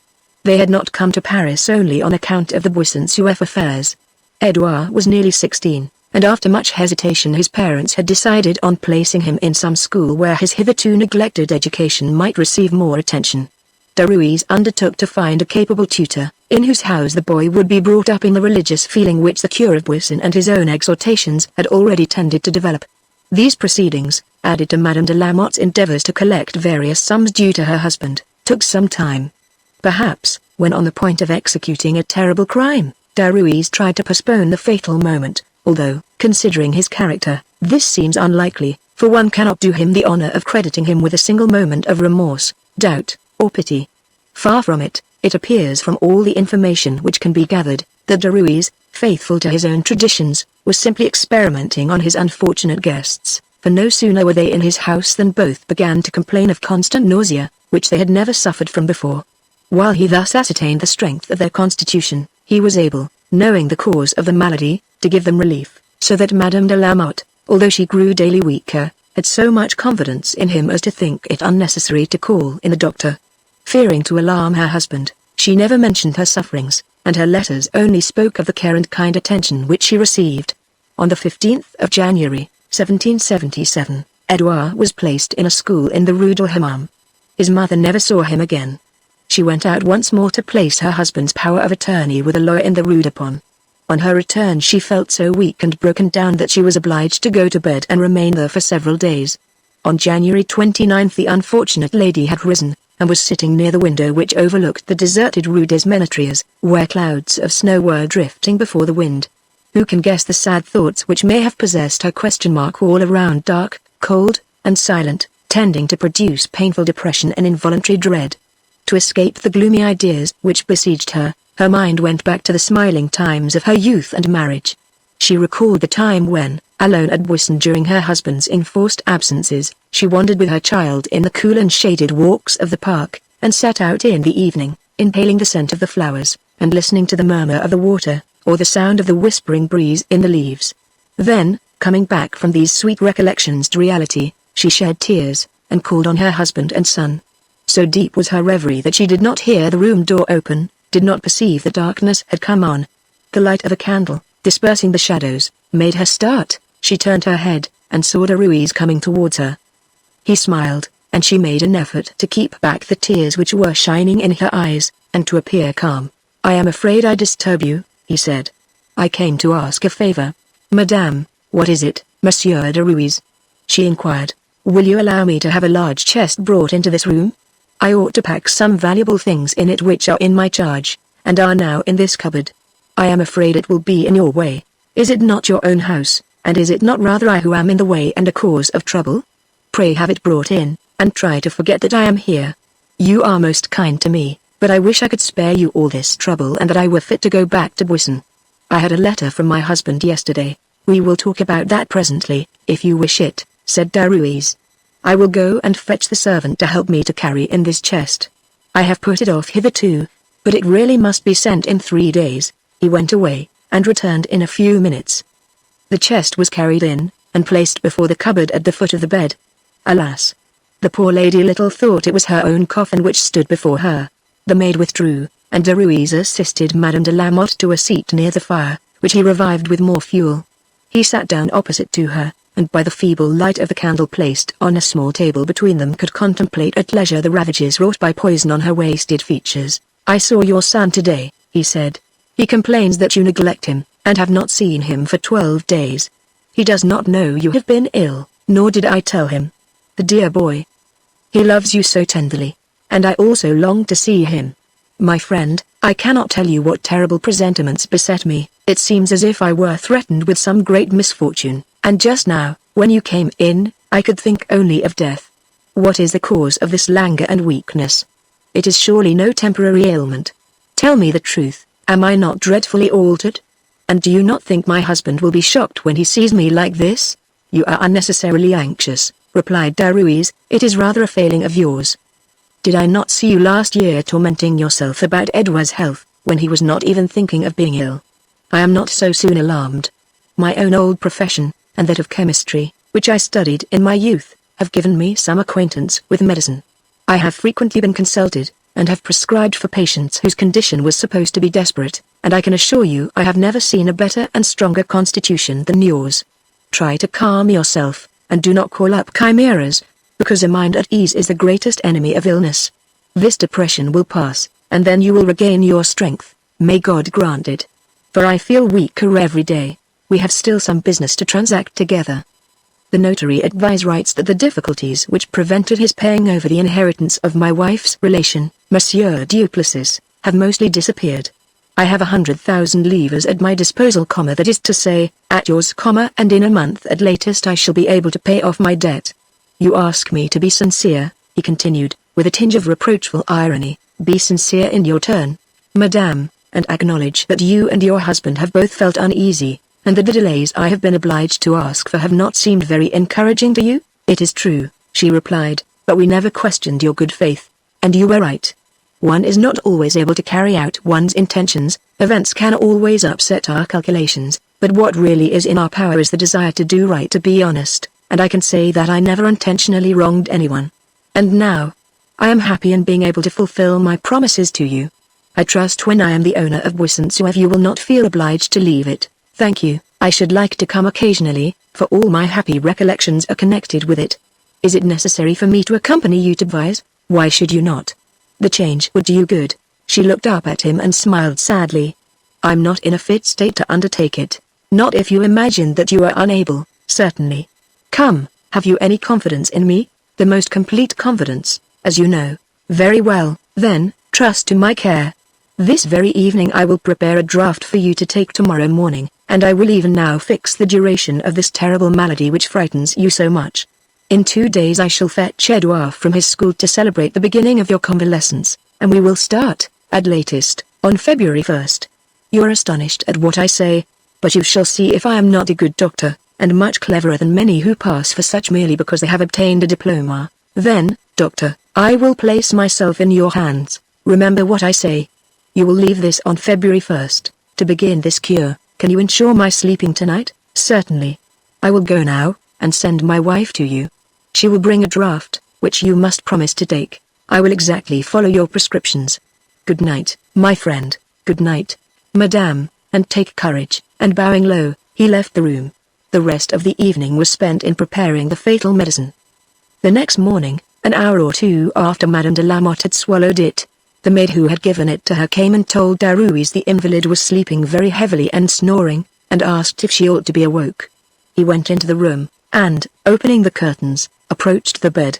He listened for some time, and recognized that the supposed snoring was really his death rattle. He sent the servant off into the country with a letter to one of his friends, telling her not to return until the Monday following, February 3rd. He also sent away his wife, on some unknown pretext, and remained alone with his victim. So terrible a situation ought to have troubled the mind of the most hardened criminal. A man familiar with murder and accustomed to shed blood might have felt his heart sink, and, in the absence of pity, might have experienced disgust at the sight of this prolonged and useless torture, but Derues, calm and easy, as if unconscious of evil, sat coolly beside the bed, as any doctor might have done.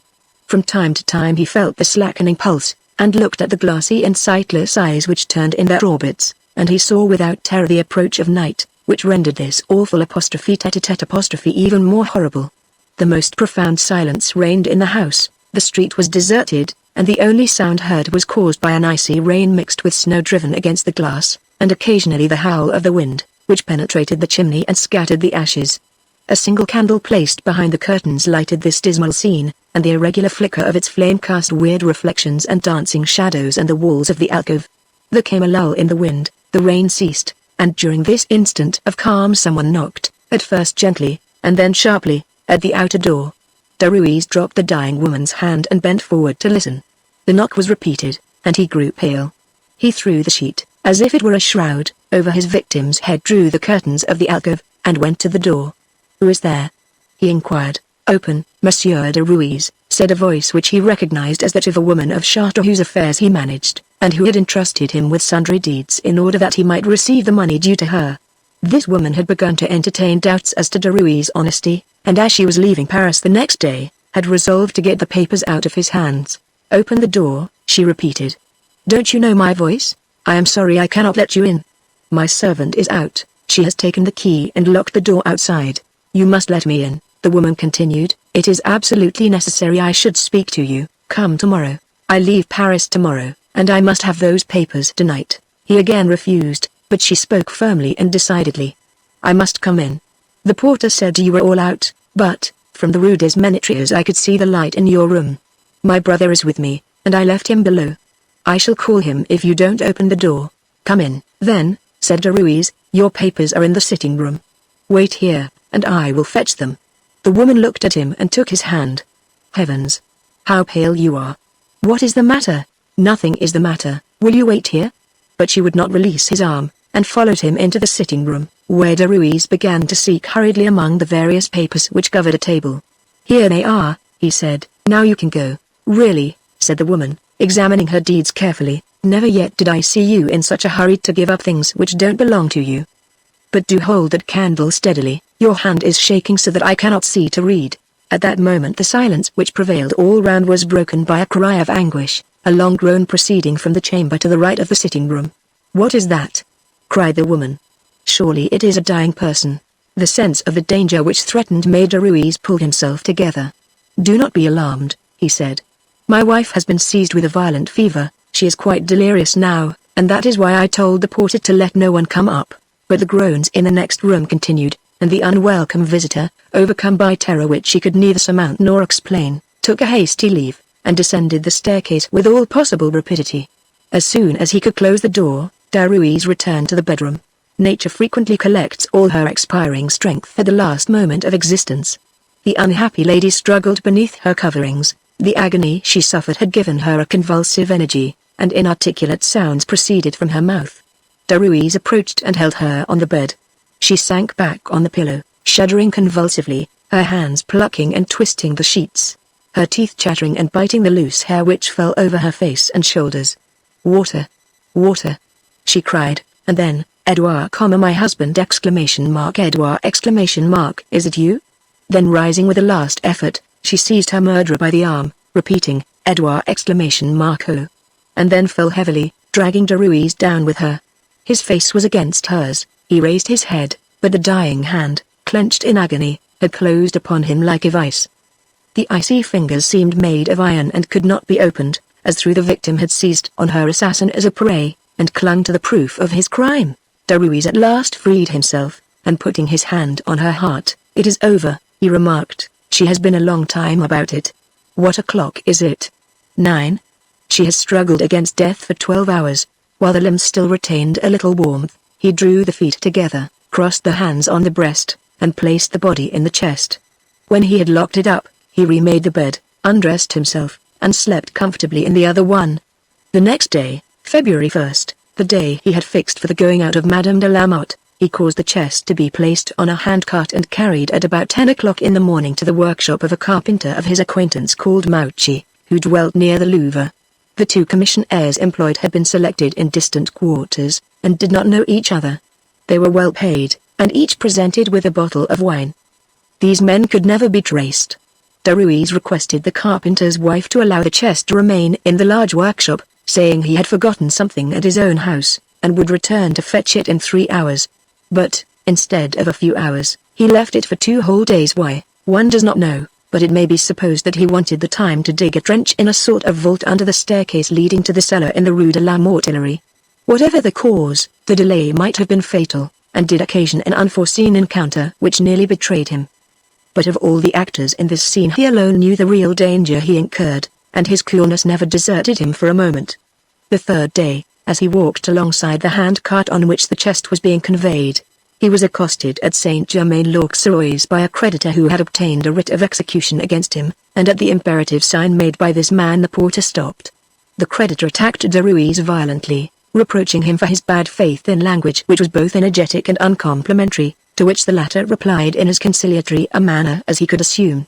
But it was impossible to silence the enemy, and an increasing crowd of idlers began to assemble round them. "When will you pay me?" demanded the creditor. "I have an execution against you." "What is there in that box?" "Valuables which you cart away secretly, in order to laugh at my just claims, as you did 2 years ago." Derues shuddered all over. He exhausted himself in protestations, but the other, almost beside himself, continued to shout. "Oh," he said, turning to the crowd, "all these tricks and grimaces and signs of the cross are no good. I must have my money, and as I know what his promises are worth, I will pay myself. Come, you knave, make haste. Tell me what there is in that box, open it, or I will fetch the police." The crowd was divided between the creditor and debtor, and possibly a free fight would have begun, but the general attention was distracted by the arrival of another spectator. A voice heard above all the tumult caused a score of heads to turn. It was the voice of a woman crying. The abominable history of Leroux de Valin, condemned to death at the age of 16 for having poisoned his entire family. Continually crying her wares, the drunken, staggering woman approached the crowd, and striking out right and left with fists and elbows, forced her way to Derues. "Ah, said she, after looking him well over, "is it you, my gossip Derues? Have you again a little affair on hand like the one when you set fire to your shop in the Rue Saint-Victor?" Derues recognized the hawker who had abused him on the threshold of his shop some years previously, and whom he had never seen since. Yes, she continued, "you had better look at me with your little round cat's eyes." "Are you going to say you don't know me?" Derues appealed to his creditor. "You see," he said, "to what insults you are exposing me. I do not know this woman who abuses me. What exclamation mark you don't know me? You who accused me of being a thief. But luckily the Manifests have been known in Paris as honest people for generations, while as for you, sir," said Derues, "this case contains valuable wine which I am commissioned to sell. Tomorrow I shall receive the money for it. Tomorrow, in the course of the day, I will pay what I owe you.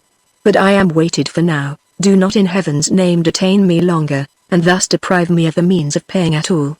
"Don't believe him, my good man," said the hawker. "Lying comes natural to him always. Sir, I promise on my oath you shall be paid tomorrow. You had better trust the word of an honest man rather than the ravings of a drunken woman."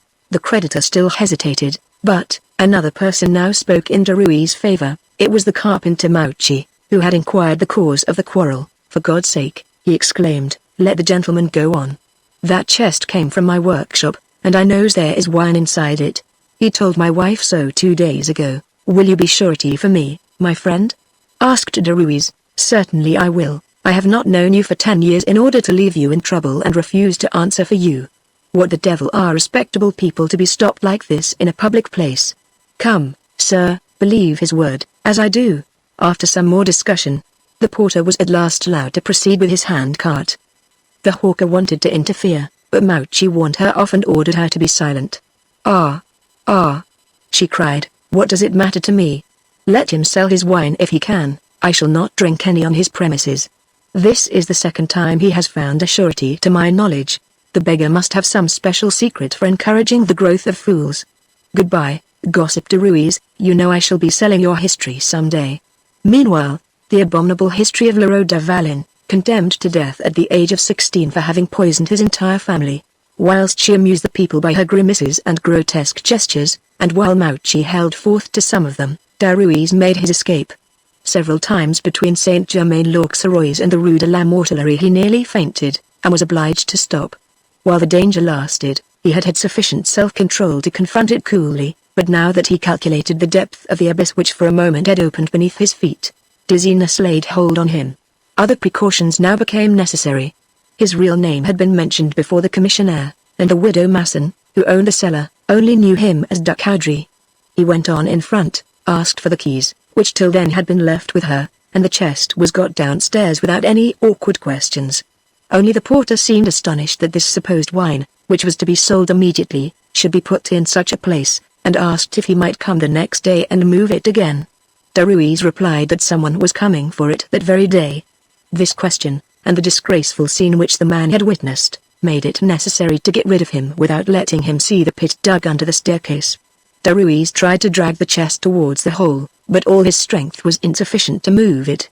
He uttered terrible imprecations when he recognized his own weakness, and saw that he would be obliged to bring another stranger, an informer perhaps, into this charnel house, where, as yet, nothing betrayed his crimes. No sooner escaped from one peril than he encountered another, and already he had to struggle against his own deeds. He measured the length of the trench, it was too short. Derues went out and repaired to the place where he had hired the laborer who had dug it out, but he could not find the man, whom he had only seen once, and whose name he did not know. 2 whole days were spent in this fruitless search, but on the third, as he was wandering on one of the quays at the time laborers were to be found there, a mason, thinking he was looking for someone, inquired what he wanted. Derues looked well at the man, and concluding from his appearance that he was probably rather simple-minded, asked, "Would you like to earn a crown of 3 livres by an easy job?" "What a question, master," answered the mason. "Work is so scarce that I am going back into the country this very evening." "Very well. Bring your tools, spade, and pickaxe, and follow me." They both went down to the cellar, and the mason was ordered to dig out the pit till it was 5½ feet deep. While the man worked, Derues sat beside the chest and read. When it was half done, the mason stopped for breath, and leaning on his spade, inquired why he wanted a trench of such a depth. Derues, who had probably foreseen the question, answered at once, without being disconcerted, "I want to bury some bottled wine which is contained in this case." "Wine?" said the other. "Ah! You are laughing at me, because you think I look a fool. I never yet heard of such a recipe for improving wine. Where do you come from, Delancon, cider drinker? You were brought up in Normandy, that is clear. Well, you can learn from me, Jean-Baptiste Ducaudry, a wine grower of Tours, and a wine merchant for the last 10 years, that new wine thus buried for a year acquires the quality and characteristics of the oldest brands." "It is possible," said the mason, again taking his spade. "But all the same it seems a little odd to me." When he had finished, Derues asked him to help to drag the chest alongside the trench, so that it might be easier to take out the bottles and arrange them. The mason agreed, but when he moved the chest the fetid odor which proceeded from it made him draw back, declaring that a smell such as that could not possibly proceed from wine. Derues tried to persuade him that the smell came from drains under the cellar, the pipe of which could be seen. It appeared to satisfy him, and he again took hold of the chest, but immediately let it go again, and said positively that he could not execute Derues' orders, being convinced that the chest must contain a decomposing corpse. Then Derues threw himself at the man's feet and acknowledged that it was the dead body of a woman who had unfortunately lodged in his house, and who had died there suddenly from an unknown malady, and that, dreading lest he should be accused of having murdered her, he had decided to conceal the death and bury her here. The mason listened, alarmed at this confidence, and not knowing whether to believe it or not. Derues sobbed and wept at his feet, beat his breast and tore out his hair, calling on God and the saints as witnesses of his good faith and his innocence. He showed the book he was reading while the mason excavated. It was the 7 penitential psalms. "How unfortunate I am!" he cried. "This woman died in my house. I assure you died suddenly, before I could call a doctor. I was alone. I might have been accused, imprisoned, perhaps condemned for a crime I did not commit. Do not ruin me. You leave Paris tonight. You need not be uneasy. No one would know that I employed you, if this unhappy affair should ever be discovered. I do not know your name. I do not wish to know it, and I tell you mine. It is Ducaudry. I give myself up to you, but have some pity! If not for me, yet for my wife and my 2 little children, for these poor creatures whose only support I am." Seeing that the mason was touched, Derues opened the chest. "Look," he said, "examine the body of this woman. Does it show any mark of violent death? My God," he continued, joining his hands and in tones of despairing agony, "My God, thou who readest all hearts, and who knowest my innocence, canst thou not ordain a miracle to save an honest man? Wilt thou not command this dead body to bear witness for me?" The mason was stupefied by this flow of language. Unable to restrain his tears, he promised to keep silence, persuaded that Derues was innocent, and that appearances only were against him. The latter, moreover, did not neglect other means of persuasion. He handed the mason 2 gold pieces, and between them they buried the body of Madame de la Motte. However extraordinary this fact, which might easily be supposed imaginary, may appear, it certainly happened. In the examination at his trial, Derues himself revealed it, repeating the story which had satisfied the mason. He believed that this man had denounced him. He was mistaken, for this confidant of his crime, who might have been the first to put justice on his track, never reappeared, and but for Derues' acknowledgment his existence would have remained unknown. This first deed accomplished, another victim was already appointed. Trembling at first as to the consequences of his forced confession, Derues waited some days, paying, however, his creditor as promised. He redoubles his demonstrations of piety. He casts a furtive glance on everyone he meets, seeking for some expression of distrust. But no one avoids him, or points him out with a raised finger, or whispers on seeing him. Everywhere he encounters the customary expression of goodwill. Nothing has changed. Suspicion passes over his head without alighting there. He is reassured, and resumes his work. Moreover, had he wished to remain passive, he could not have done so. He was now compelled to follow that fatal law of crime which demands that blood must be effaced with blood, and which is compelled to appeal again to death in order to stifle the accusing voice already issuing from the tomb. Edouard de la Motte, loving his mother as much as she loved him, became uneasy at receiving no visits, and was astonished at this sudden indifference. Derues wrote to him as follows. "I have at length some good news for you, my dear boy, but you must not tell your mother I have betrayed her secret. She would scold me, because she is planning a surprise for you, and the various steps and care necessary in arranging this important matter have caused her absence. You were to know nothing until the 11th or 12th of this month. But now that all is settled, I should blame myself if I prolonged the uncertainty in which you have been left. Only you must promise me to look as much astonished as possible. Your mother, who only lives for you, is going to present you with the greatest gift a youth of your age can receive, that of liberty. Yes, dear boy, we thought we had discovered that you have no very keen taste for study, and that a secluded life will suit neither your character nor your health. In saying this I utter no reproach, for every man is born with his own decided tastes, and the way to success and happiness is often to allow him to follow these instincts. We have had long discussions on this subject, your mother and I, and we have thought much about your future. She has at last come to a decision, and for the last 10 days has been at Versailles, endeavoring to obtain your admission as a royal page. Here is the mystery. This is the reason which has kept her from you, and as she knew you would hear it with delight, she wished to have the pleasure of telling you herself. Therefore, once again, when you see her, which will be very soon, do not let her see I have told you, appear to be greatly surprised. It is true that I am asking you to tell a lie, but it is a very innocent one, and its good intention will counteract its sinfulness. May God grant we never have worse upon our consciences. Thus, instead of lessons and the solemn precepts of your tutors, instead of a monotonous school life, you are going to enjoy your liberty, also the pleasures of the court and the world. All that rather alarms me, and I ought to confess that I at first opposed this plan. I begged your mother to reflect, to consider that in this new existence you would run great risk of losing the religious feeling which inspires you, and which I have had the happiness, during my sojourn at Buisson-Souef, of further developing in your mind. I still recall with emotion your fervid and sincere aspirations towards the Creator when you approached the sacred table for the first time, and when, kneeling beside you, and envying the purity of heart and innocence of soul which appeared to animate your countenance as with a divine radiance, I besought God that, in default of my own virtue, the love for heavenly truth with which I have inspired you might be reckoned to my account. Your piety is my work, Edouard, and I defended it against your mother's plans, but she replied that in every career a man is master of his own good or evil actions, and as I have no authority over you, and friendship only gives me the right to advise, I must give way. If this be your vocation, then follow it.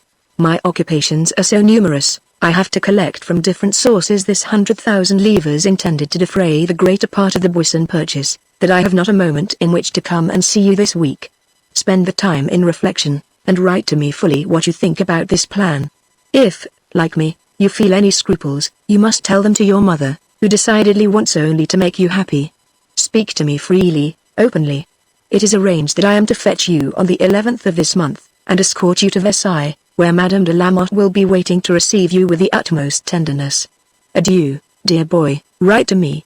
Your father knows nothing as yet, his consent will be asked after your decision. The answer to this letter did not have to be waited for, it was such as Derues expected. The lad accepted joyfully. The answer was, for the murderer, an arranged plea of defense, a proof which, in a given case, might link the present with the past. On the morning of February 11th, Shrove Tuesday, he went to fetch the young de Lamotte from his school, telling the master that he was desired by the youth's mother to conduct him to Versailles. But, instead, he took him to his own house, saying that he had a letter from Madame de Lamotte asking them not to come till the next day, so they started on Ash Wednesday, Edouard having breakfasted on chocolate. Arrived at Versailles, they stopped at the Fleur de Lys, but there the sickness which the boy had complained of during the journey became very serious, and the innkeeper, having young children, and believing that he recognized symptoms of smallpox, which just then was ravaging Versailles, refused to receive them, saying he had no vacant room. This might have disconcerted anyone but Derues, but his audacity, activity, and resource seemed to increase with each fresh obstacle. Leaving Edouard in a room on the ground floor which had no communication with the rest of the inn, he went at once to look for lodgings, and hastily explored the town. After a fruitless search, he found at last, at the junction of the Rue Saint-Honore with that of the Orangerie, a cooper named Martin, who had a furnished room to spare. This he hired at 30 sous per day for himself and his nephew, who had been taken suddenly ill, under the name of To avoid being questioned later, he informed the cooper in a few words that he was a doctor, that he had come to Versailles in order to place his nephew in one of the offices of the town, that in a few days the latter's mother would arrive to join him in seeing and making application to influential persons about the court, to whom he had letters of introduction. As soon as he had delivered this fable with all the appearance of truth with which he knew so well how to disguise his falsehoods, he went back to the young de Lamotte, who was already so exhausted that he was hardly able to drag himself as far as the cooper's house. He fainted on arrival, and was carried into the hired room, where Derues begged to be left alone with him, and only asked for certain beverages which he told the people how to prepare. Whether it was that the strength of the youth fought against the poison, or that Derues took pleasure in watching the sufferings of his victim, the agony of the poor lad was prolonged until the 4th day. The sickness continuing incessantly, he sent the cooper's wife for a medicine which he prepared and administered himself. It produced terrible pain, and Edouard's cries brought the cooper and his wife upstairs. They represented to Derues that he ought to call in a doctor and consult with him, but he refused decidedly, saying that a doctor hastily fetched might prove to be an ignorant person with whom he could not agree, and that he could not allow one so dear to him to be prescribed for and nursed by anyone but himself. I know what the malady is, he continued, raising his eyes to heaven. It is one that has to be concealed rather than acknowledged. Poor youth, whom I love as my own son, if God, touched by my tears and thy suffering, permits me to save thee, thy whole life will be too short for thy blessings and thy gratitude. And as Madame Martin asked what this malady might be, he answered with hypocritical blushes, Do not ask, Madame, there are things of which you do not know even the name. At another time, Martin expressed his surprise that the young man's mother had not yet appeared, who, according to Derues, was to have met him at Versailles. He asked how she could know that they were lodging in his house, and if he should send to meet her at any place where she was likely to arrive. His mother, said Derues, looking compassionately at Edouard, who lay pale, motionless, and as if insensible, his mother. He calls for her incessantly. Ah, monsieur, some families are greatly to be pitied. My entreaties prevailed on her to decide on coming hither. But will she keep her promise? Do not ask me to tell you more. It is too painful to have to accuse a mother of having forgotten her duties in the presence of her son. There are secrets which ought not to be told, unhappy woman. Edouard moved, extended his arms, and repeated, "Mother. Mother." Derues hastened to his side and took his hands in his, as if to warm them. "My mother." The youth repeated. "Why have I not seen her? She was to have met me. You shall soon see her, dear boy, only keep quiet." "But just now I thought she was dead." "Dead?" cried Derues. "Drive away these sad thoughts. They are caused by the fever only." "No. Oh no. I heard a secret voice which said, 'Thy mother is dead.' And then I beheld a livid corpse before me. It was she. I knew her well. And she seemed to have suffered so much." "Dear boy, your mother is not dead." "My God. What terrible chimeras you conjure up." "You will see her again, I assure you. She has arrived already." "Is it not so, madam?" he asked, turning towards the Martins, who were both leaning against the foot of the bed, and signing to them to support this pious falsehood, in order to calm the young man. "Did she not arrive and come to his bedside and kiss him while he slept, and she will soon come again?" "Yes, yes," said Madame Martin, wiping her eyes, "and she begged my husband and me to help your uncle to take great care of you." The youth moved again, and looking round him with a dazed expression, said, "My uncle? You had better go," said Derues in a whisper to the Martins. "I am afraid he is delirious again. I will prepare a draught, which will give him a little rest and sleep. Adieu." "Then, adieu," answered Madame Martin, "and may heaven bless you for the care you bestow on this poor young man." On Friday evening violent vomiting appeared to have benefited the sufferer. He had rejected most of the poison, and had a fairly quiet night. But on the Saturday morning Derues sent the cooper's little girl to buy more medicine, which he prepared, himself, like the first. The day was horrible, and about 6 in the evening, seeing his victim was at the last gasp, he opened a little window overlooking the shop and summoned the cooper, requesting him to go at once for a priest. When the latter arrived he found Derues in tears, kneeling at the dying boy's bedside.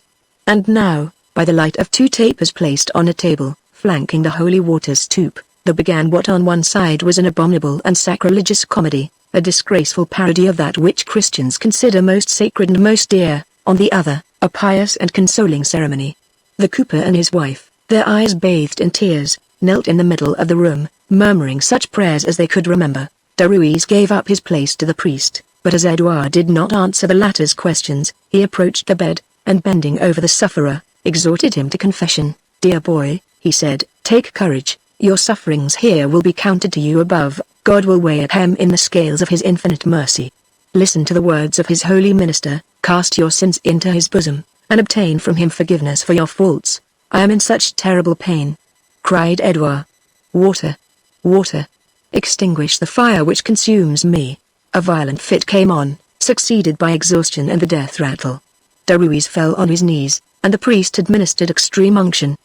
There was then a moment of absolute silence, more impressive than cries and sobs. The priest collected himself for a moment, crossed himself, and began to pray.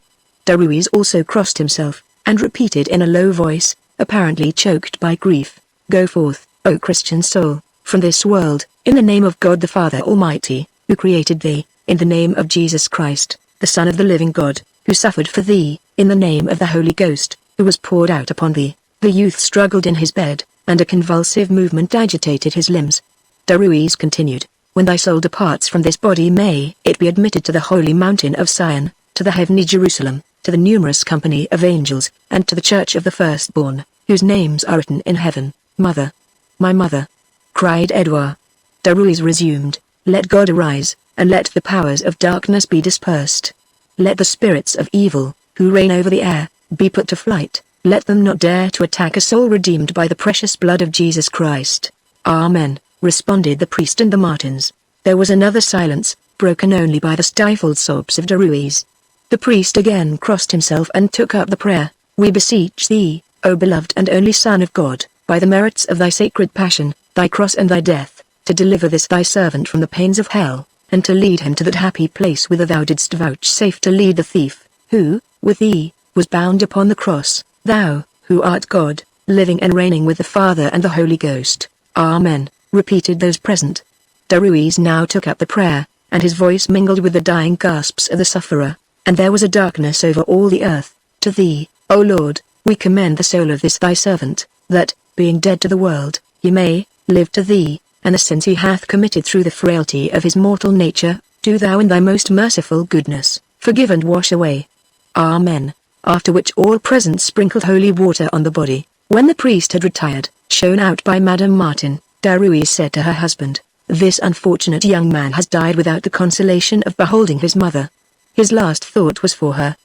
There now remains the last duty, a very painful one to accomplish, but my poor nephew imposed it on me.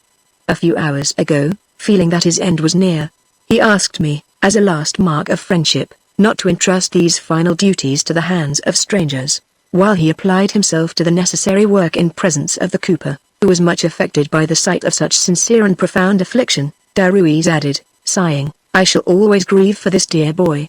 Alas! That evil living should have caused his early death." When he had finished laying out the body, he threw some little packets into the fire which he professed to have found in the youth's pockets, telling Martin, in order to support this assertion, that they contained drugs suitable to this disgraceful malady. He spent the night in the room with the corpse, as he had done in the case of Madame de Lamotte, and the next day, Sunday, he sent Martin to the parish church of St. Louis, to arrange for a funeral of the simplest kind, telling him to fill up the certificate in the name of born at Commercy, in Lorraine. He declined himself either to go to the church or to appear at the funeral, saying that his grief was too great. Martin, returning from the funeral, found him engaged in prayer.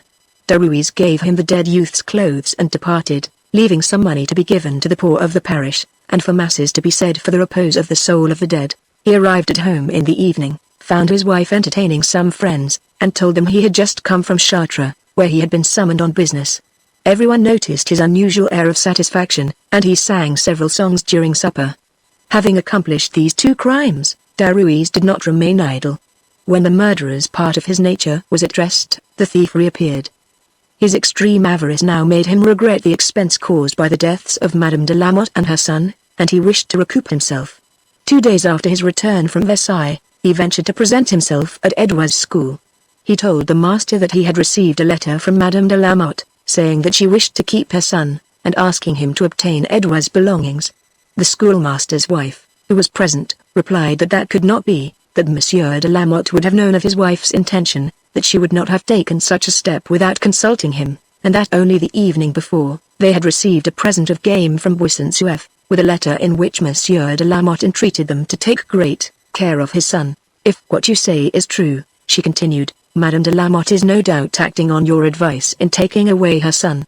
But I will write to Buisson." "You had better not do anything in the matter," said Derues, turning to the schoolmaster. "It is quite possible that Monsieur de Lamotte does not know. I am aware that his wife does not always consult him. She is at Versailles, where I took Edouard to her, and I will inform her of your objection." To ensure impunity for these murders, Derues had resolved on the death of Monsieur de Lamotte, but before executing this last crime, he wished for some proof of the recent pretended agreements between himself and Madame de Lamotte. He would not wait for the disappearance of the whole family before presenting himself as the lawful proprietor of Buisson-Souef. Prudence required him to shelter himself behind a deed which should have been executed by that lady. On February 27 he appeared at the office of Madame de Lamotte's lawyer in the Rue Dupont, and, with all the persuasion of an artful tongue, demanded the power of attorney on that lady's behalf, saying that he had, by private contract, just paid 100,000 livres on the total amount of purchase, which money was now deposited with a notary. The lawyer, much astonished that an affair of such importance should have been arranged without any reference to himself, refused to give up the deed to anyone but Monsieur or Madame de Lamotte, and inquired why the latter did not appear herself. Derues replied that she was at Versailles, and that he was to send the deed to her there. He repeated his request and the lawyer his refusal, until Derues retired, saying he would find means to compel him to give up the deed. He actually did, the same day, present a petition to the civil authority, in which Cyrano Derues de Berry sets forth arrangements, made with Madame de Lamotte, founded on the deed given by her husband, and requires permission to seize and withdraw said deed from the custody in which it remains at present. The petition is granted. The lawyer objects that he can only give up the deed to either Monsieur or Madame de Lamotte, unless he be otherwise ordered. Derues has the effrontery to again appeal to the civil authority, but, for the reasons given by that public officer, the affair is adjourned. These two futile efforts might have compromised Derues had they been heard of at Buisson-Souef, but everything seemed to conspire in the criminal's favor. Neither the schoolmaster's wife nor the lawyer thought of writing to Monsieur de Lamotte. The latter, as yet unsuspecting, was tormented by other anxieties, and kept at home by illness. In these days, distance is shortened, and one can travel from Villeneuve-les-Arrois to Paris in a few hours. This was not the case in 1777, when private industry and activity, stifled by routine and privilege, had not yet experienced the need of providing the means for rapid communication. Half a day was required to go from the capital to Versailles. A journey of 20 leagues required at least 2 days and a night, and bristled with obstacles and delays of all kinds. These difficulties of transport, still greater during bad weather, and a long and serious attack of gout, explain why Monsieur de Lamotte, who was so ready to take alarm, had remained separated from his wife from the middle of December to the end of February. He had received reassuring letters from her, written at first with freedom and simplicity, but he thought he noticed a gradual change in the later ones, which appeared to proceed more from the mind than the heart. A style which aimed at being natural was interspersed with unnecessary expressions of affection, unusual between married people well assured of their mutual love. Monsieur de Lamotte observed and exaggerated these peculiarities, and though endeavoring to persuade himself that he was mistaken, he could not forget them, or regain his usual tranquillity. Being somewhat ashamed of his anxiety, he kept his fears to himself. One morning, as he was sunk in a large armchair by the fire, his sitting-room door opened, and the curé entered, who was surprised by his despondent, sad, and pale appearance. "What is the matter?" he inquired. "Have you had an extra bad night?" "Yes," answered Monsieur de Lamotte. "Well, have you any news from Paris?" "Nothing for a whole week. It is odd, is it not? I am always hoping that this sale may fall through. It drags on for so very long, and I believe that Monsieur Derues, in spite of what your wife wrote a month ago, has not as much money as he pretends to have. Do you know that it is said that Monsieur Despen's Duplessis, Madame Derues' relative, whose money they inherited, was assassinated? Where did you hear that?" "It is a common report in the country, and was brought here by a man who came recently from Vise.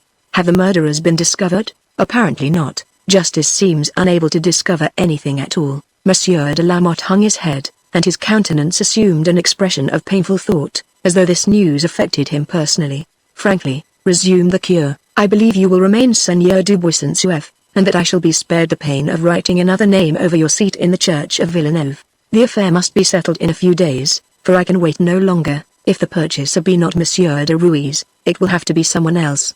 "What makes you think he is short of money?" Oh, said the curé, "a man who has money either pays his debts, or is a cheat. Now heaven preserve me from suspecting Monsieur Derues' honesty. What do you know about him?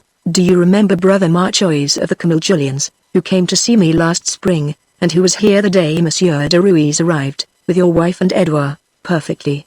Well, I happened to tell him in one of my letters that Monsieur Derues had become the purchaser of Buisson-Souef, and that I believed the arrangements were concluded. Thereupon Brother Marchois wrote asking me to remind him that he owes them a sum of 800 livres, and that, so far, they have not seen a penny of it. "Ah," said Monsieur de Lamotte, "perhaps I should have done better not to let myself be deluded by his fine promises. He certainly has money on his tongue, and when once one begins to listen to him, one can't help doing what he wants. All the same, I had rather have had to deal with someone else. And is it this which worries you, and makes you seem so anxious? This and other things." "What, then? I am really ashamed to own it, but I am as credulous and timid as any old woman. Now do not laugh at me too much.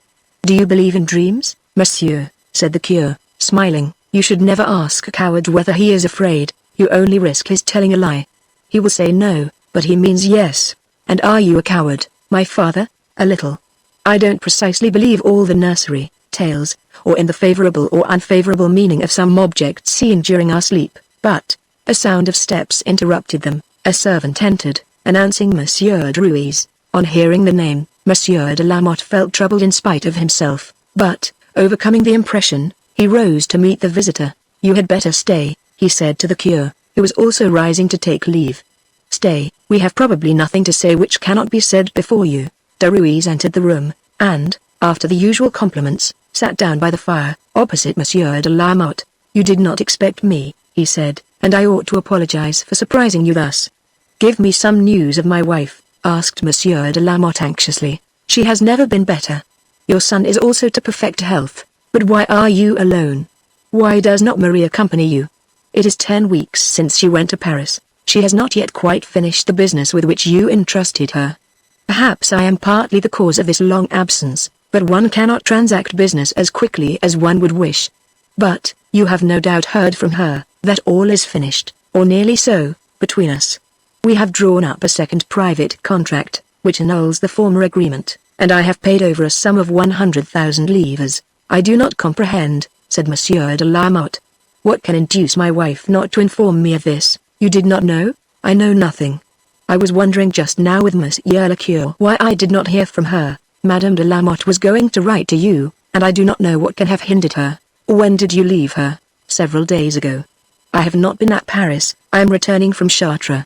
I believed you were informed of everything. Monsieur de Lamotte remained silent for some moments. Then, fixing his eyes upon Derues' immovable countenance, he said, with some emotion, "You are a husband and father, sir. In the name of this double and sacred affection which is not unknown to you, do not hide anything from me. I fear some misfortune has happened to my wife which you are concealing." Derues' physiognomy expressed nothing but a perfectly natural astonishment. "What can have suggested such ideas to you, dear sir?" In saying this he glanced at the curé, wishing to ascertain if this distrust was Monsieur de Lamotte's own idea, or had been suggested to him. The movement was so rapid that neither of the others observed it.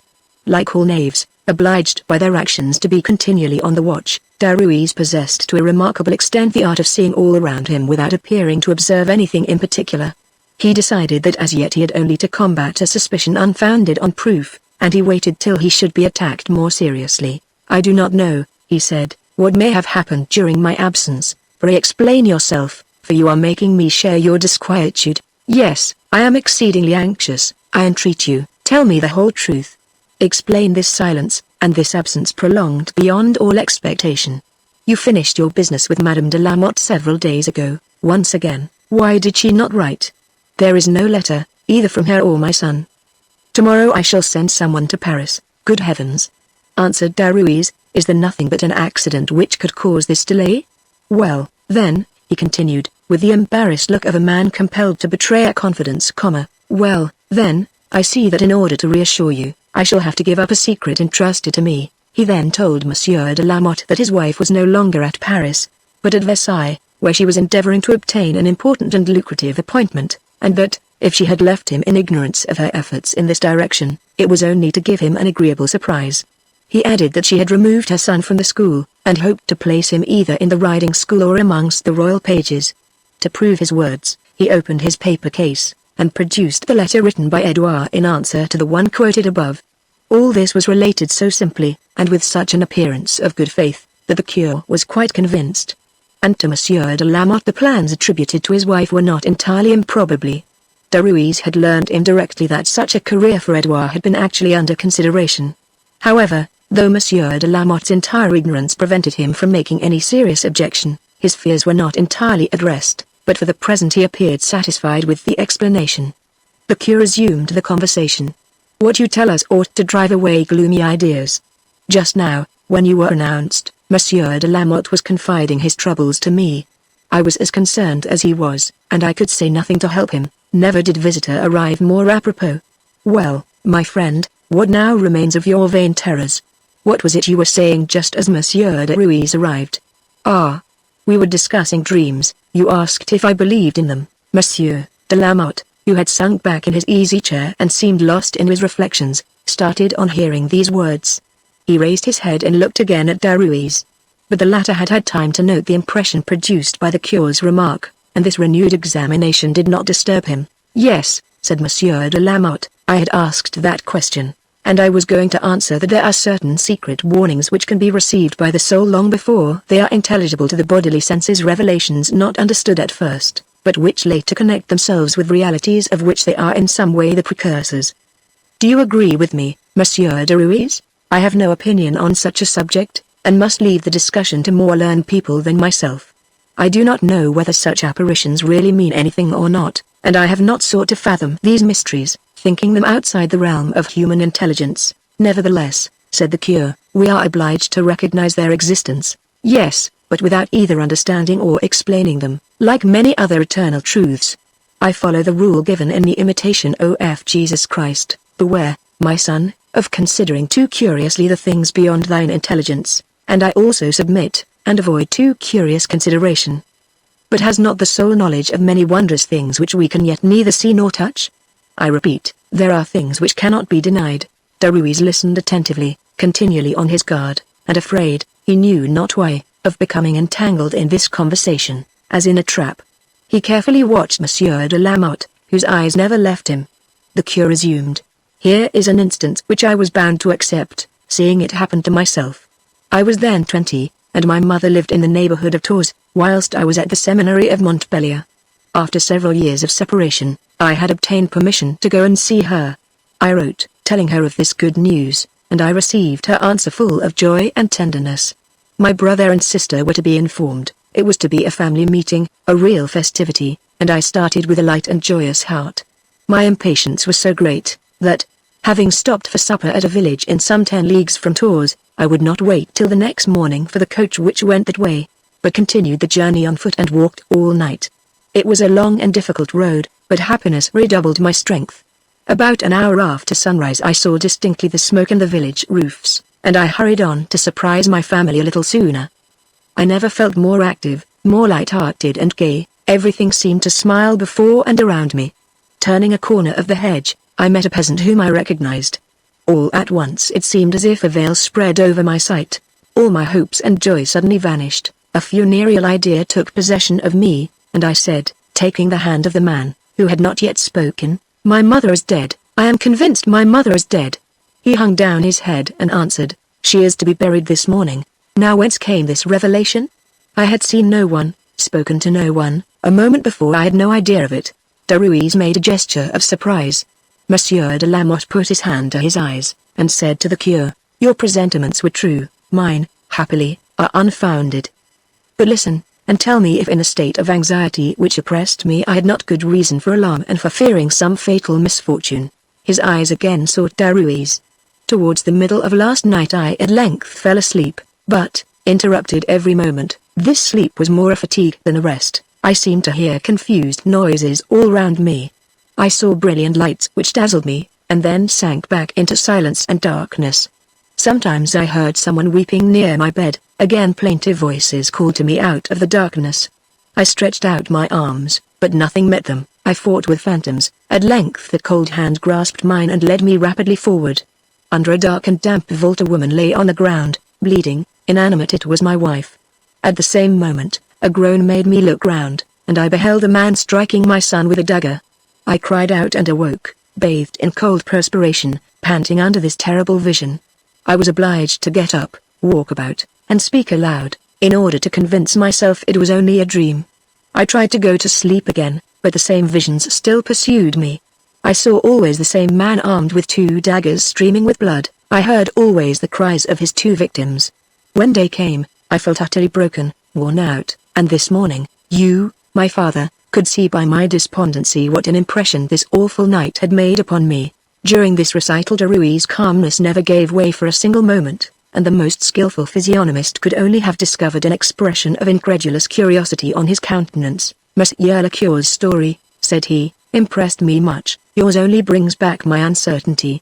It is less possible than ever to deliver any opinion on this serious question of dreams, since the second instance contradicts the first." "It is true," answered the cure, "no possible conclusion can be drawn from 2 facts which contradict each other, and the best thing we can do is to choose a less dismal subject of conversation." "Monsieur Derues," asked Monsieur de Lamotte, "if you are not too tired with your journey, shall we go and look at the last improvements I have made? It is now your affair to decide upon them, since I shall shortly be only your guest here, just as I have been yours for long enough, and I trust you will often give me the opportunity of exercising hospitality in my turn.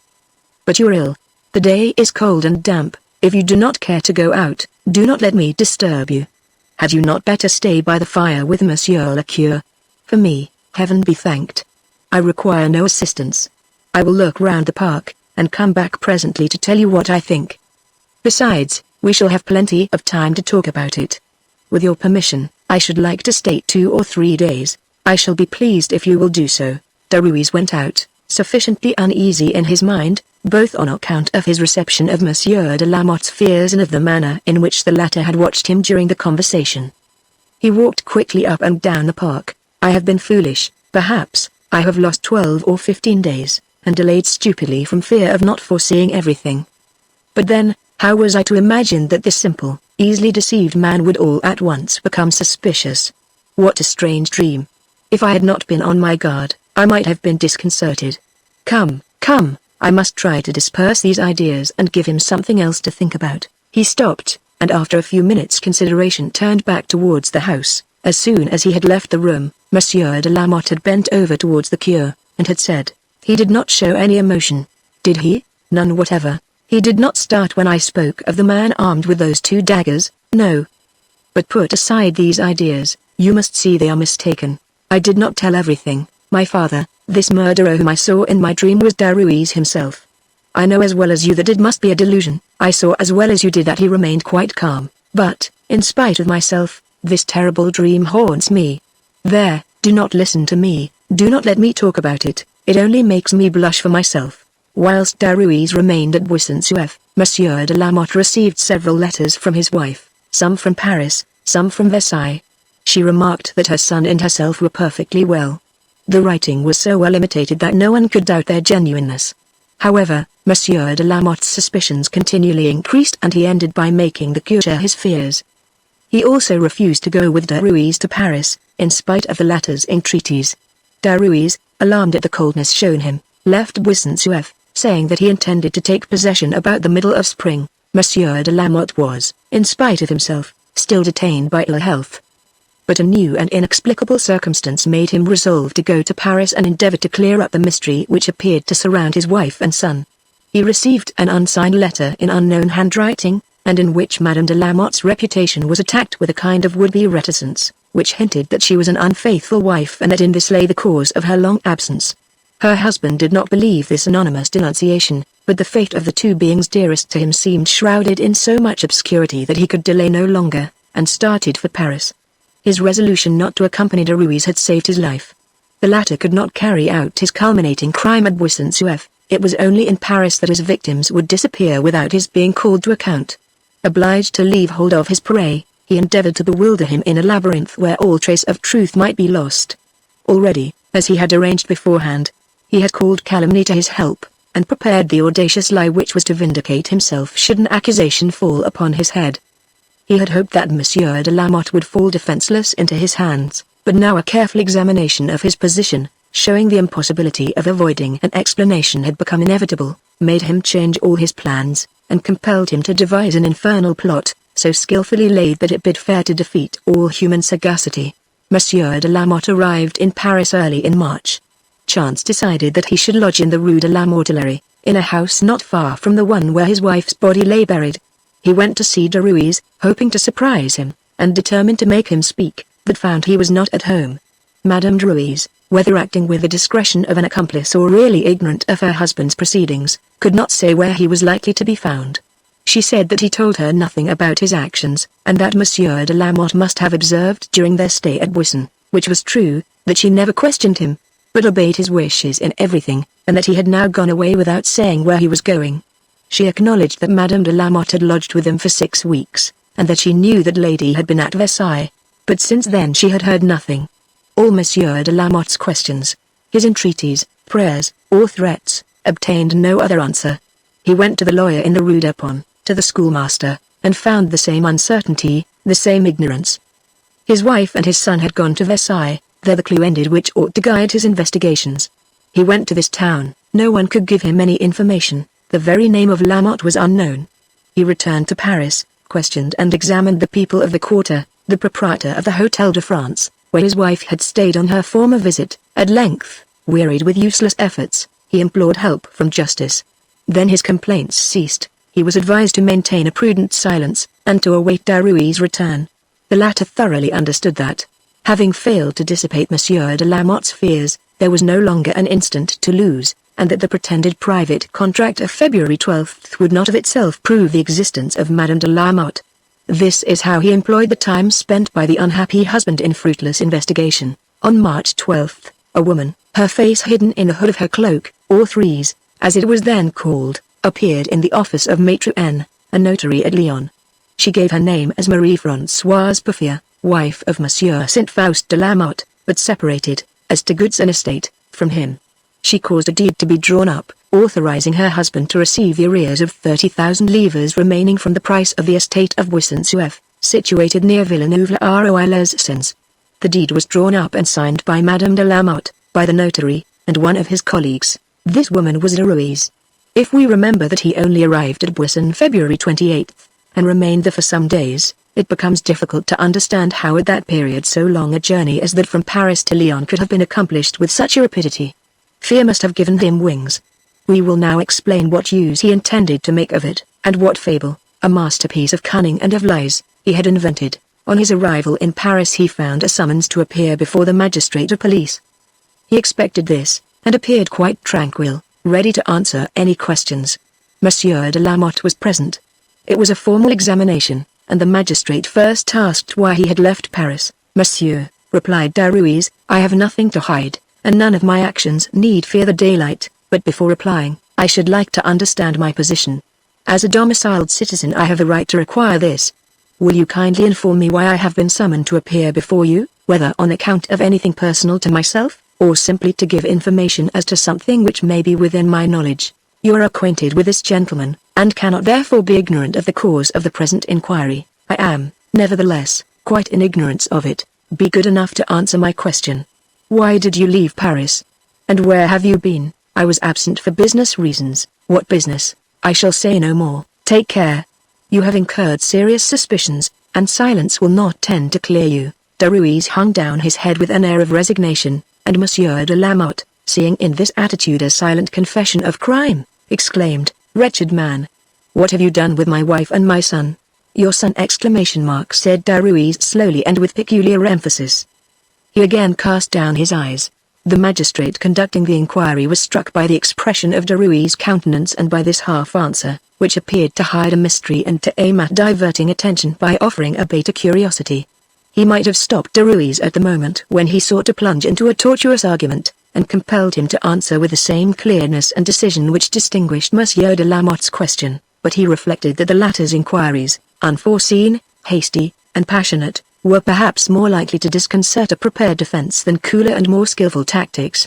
He therefore changed his plans, contenting himself for the moment with the part of an observer only, and watching a duel between two fairly matched antagonists. "I require you to tell me what has become of them," repeated Monsieur de Lamotte. "I have been to Versailles. You assured me they were there. And I told you the truth, monsieur. No one has seen them, no one knows them, every trace is lost. Your Honor, this man must be compelled to answer. He must say what has become of my wife and son. I excuse your anxiety, I understand your trouble, but why appeal to me? Why am I supposed to know what may have happened to them? Because I confided them to your care. As a friend, yes, I agree. Yes, it is quite true that last December I received a letter from you informing me of the impending arrival of your wife and son. I received them in my own house, and showed them the same hospitality which I had received from you. I saw them both, your son often, your wife every day, until the day she left me to go to Versailles. Yes, I also took Edouard to his mother, who was negotiating an appointment for him. I have already told you all this, and I repeat it because it is the truth. You believed me then, why do you not believe me now? Why has what I say become strange and incredible? If your wife and your son have disappeared, am I responsible? Did you transmit your authority to me? And now, in what manner are you thus calling me to account? Is it to the friend who might have pitied, who might have aided your search, that you thus address yourself? Have you come to confide in me, to ask for advice, for consolation?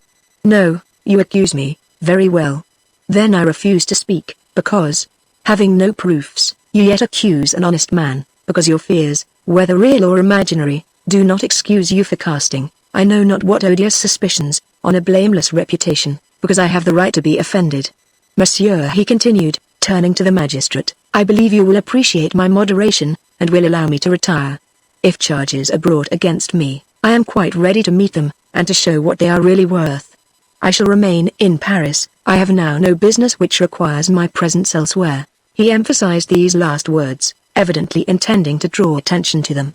It did not escape the magistrate, who inquired, What do you mean by that? Nothing beyond my words, Your Honor. Have I your permission to retire? No, remain. You are pretending not to understand. I do not understand these insinuations so covertly made." Monsieur de Lamotte rose, exclaiming, "Insinuations?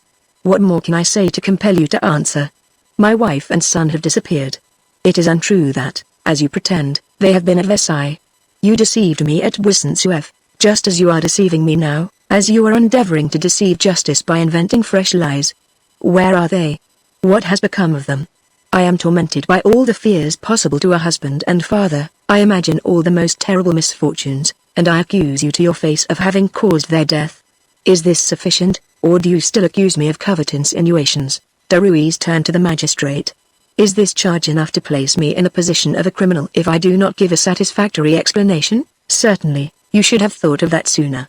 Then," he continued, addressing Monsieur de Lamotte, "I understand you persist in this odious accusation?" "I certainly persist in it. You have forgotten our friendship, broken all bonds between us. I am in your eyes only a miserable assassin? You consider my silence as guilty. You will ruin me if I do not speak. It is true. There is still time for reflection. Consider what you are doing. I will forget your insults and your anger. Your trouble is great enough without my reproaches being added to it. But you desire that I should speak. You desire it absolutely?" "I do desire it." "Very well, then, it shall be as you wish." Derues surveyed Monsieur de Lamotte with a look which seemed to say, "I pity you." He then added, with a sigh, "I am now ready to answer. Your Honor, will you have the kindness to resume my examination?" Derues had succeeded in taking up an advantageous position. If he had begun narrating the extraordinary romance he had invented, the least penetrating eye must have perceived its improbability, and one would have felt it required some support at every turn. But since he had resisted being forced to tell it, and apparently only ceded to Monsieur de Lamotte's violent persistency, the situation was changed, and this refusal to speak, coming from a man who thereby compromised his personal safety, took the semblance of generosity, and was likely to arouse the magistrate's curiosity and prepare his mind for unusual and mysterious revelations. This was exactly what Derues wanted, and he awaited the interrogation with calm and tranquility. "Why did you leave Paris?" the magistrate demanded a second time. "I have already had the honor to inform you that important business necessitated my absence. But you refuse to explain the nature of this business. Do you still persist in this refusal?" "For the moment, yes. I will explain it later. Where have you been? Whence do you return?" "I have been to Lyon, and have returned thence." "What took you there?" "I will tell you later. In the month of December last, Madame de Lamotte and her son came to Paris?" "That is so." "They both lodged in your house?" "I have no reason to deny it, but neither she herself, nor Monsieur de Lamotte, had at first intended that she should accept a lodging in the house which you occupied." "That is quite true. We had important accounts to settle, and Madame de Lamotte told me afterwards that she feared some dispute on the question of money might arise between us at least. That is the reason she gave me. She was mistaken, as the event proved, since I always intended to pay, and I have paid. But she may have had another reason which she preferred not to give. It was the distrust of this man which she felt," exclaimed Monsieur de Lamotte. Derues answered only with a melancholy smile. "Silence, monsieur," said the magistrate. "Silence, do not interrupt." Then addressing Derues, "Another motive? What motive do you suppose?" "Possibly she preferred to be more free, and able to receive any visit she wished." "What do you mean?" "It is only supposition on my part, I do not insist upon it. But the supposition appears to contain a hint injurious to Madame de Lamotte's reputation." "No, oh no," replied Derues, after a moment's silence. This sort of insinuation appeared strange to the magistrate, who resolved to try and force Derues to abandon these treacherous reticences behind which he sheltered himself. Again recommending silence to Monsieur de Lamotte, he continued to question Derues, not perceiving that he was only following the lead skillfully given by the latter, who drew him gradually on by withdrawing himself, and that all the time thus gained was an advantage to the accused. "Well," said the magistrate, "whatever Madame de Lamotte's motives may have been, it ended in her coming to stay with you. How did you persuade her to take this step?" "My wife accompanied her first to the Hotel de France, and then to other hotels. I said no more than might be deemed allowable in a friend. I could not presume to persuade her against her will. When I returned home, I was surprised to find her there with her son. She could not find a disengaged room in any of the hotels she tried, and she then accepted my offer." "What date was this?" "Monday, the 16th of last December." "And when did she leave your house?" "On the 1st of February. The porter cannot remember having seen her go out on that day." "That is possible. Madame de Lamotte went and came as her affairs required." She was known, and no more attention would be paid to her than to any other inmate. The porter also says that for several days before the state she was ill, and obliged to keep her room. Yes, it was a slight indisposition, which had no results, so slight that it seemed unnecessary to call in a doctor. Madame de Lamotte appeared preoccupied and anxious. I think her mental attitude influenced her health. Did you escort her to Versailles? No, I went there to see her later. What proof can you give of her having actually stayed there? None whatever, unless it be a letter which I received from her. You told Monsieur de Lamotte that she was exerting herself to procure her son's admission either as a king's page or into the riding school. Now, no one at Versailles has seen this lady, or even heard of her. I only repeated what she told me. Where was she staying? I do not know. What? She wrote to you, you went to see her, and yet you do not know where she was lodging? That is so. But it is impossible. There are many things which would appear impossible if I were to relate them, but which are true. Nevertheless, explain yourself. I only received one letter from Madame de Lamotte, in which she spoke of her plans for Edouard, requesting me to send her son on a day she fixed, and I told Edouard of her projects. Not being able to go to the school to see him, I wrote, asking if he would like to give up his studies and become a royal page. When I was last at Buisson-Souef, I showed his answer to Monsieur de Lamotte. It is here, and he handed over a letter to the magistrate, who read it, and passing it on to Monsieur de Lamotte, inquired, "Did you then, and do you now, recognize your son's handwriting?" "Perfectly, monsieur." "You took Edouard to Versailles?" "I did." "On what day?" "February 11th, Shrove Tuesday." "It is the only time I have been to Versailles." The contrary might be supposed, for I have allowed it to be understood that I have often seen Madame de Lamotte since she left my house, and was acquainted with all her actions, and that the former confidence and friendship still existed between us.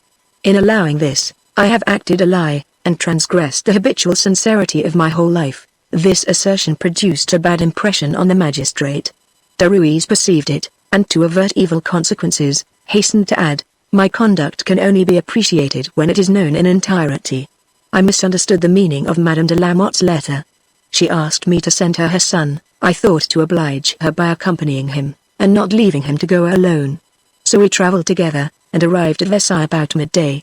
As I got down from the coach I saw Madame de Lamotte at the palace gate, and observed, to my astonishment, that my presence displeased her.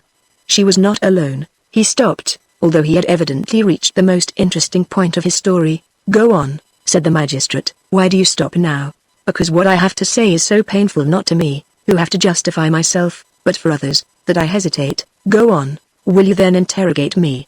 "Please." "Well, what happened in this interview?" Derues appeared to collect himself for a moment, and then said with the air of a man who has decided on speaking out at last, "Madame de Lamotte was not alone. She was attended by a gentleman whom I did not know, whom I never saw either at Buisson-Souef or in Paris, and whom I have never seen again since.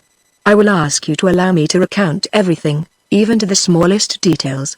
This man's face struck me at once, on account of a singular resemblance.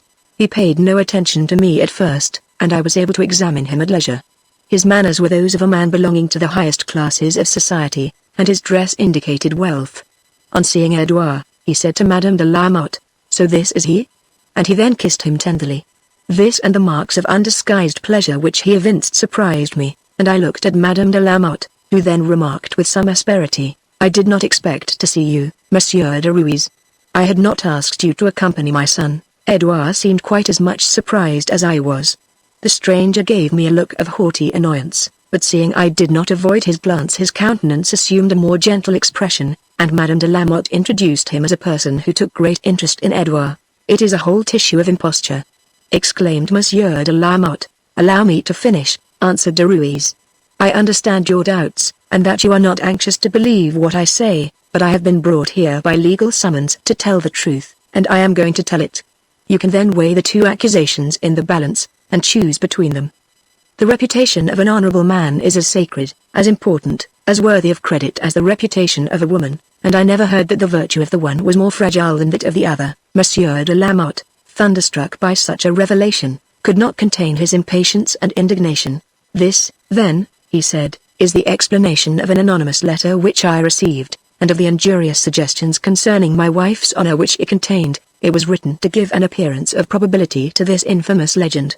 The whole thing is a disgraceful plot, and no doubt Monsieur Derues wrote the letter himself." "I know nothing about it," said Derues unconcernedly, "and the explanation which you profess to find in it I should rather refer to something else I am going to mention. I did not know a secret warning had been sent to you, I now learn it from you, and I understand perfectly that such a letter may have been written. But that you have received such a warning ought surely to be a reason for listening patiently and not denouncing all I say as imposture." While saying this, Derues mentally constructed the fresh falsehood necessitated by the interruption. But no variation of countenance betrayed his thought. He had an air of dignity natural to his position. He saw that, in spite of clear-headedness and long practice in studying the most deceptive countenances, the magistrate so far had not scented any of his falsehoods, and was getting bewildered in the windings of this long narrative, through which Derues led him as he chose, and he resumed with confidence. "You know that I made Monsieur de Lamotte's acquaintance more than a year ago, and I had reason to believe his friendship as sincere as my own. As a friend, I could not calmly accept the suspicion which then entered my mind, nor could I conceal my surprise. Madame de Lamotte saw this, and understood from my looks that I was not satisfied with the explanation she wished me to accept. A glance of intelligence passed between her and her friend, who was still holding Edouard's hand. The day, though cold, was fine, and she proposed a walk in the park. I offered her my arm, and the stranger walked in front with Edouard. We had a short conversation, which has remained indelibly fixed in my memory. "Why did you come?" she inquired. I did not answer, but looked sternly at her, in order to discompose her.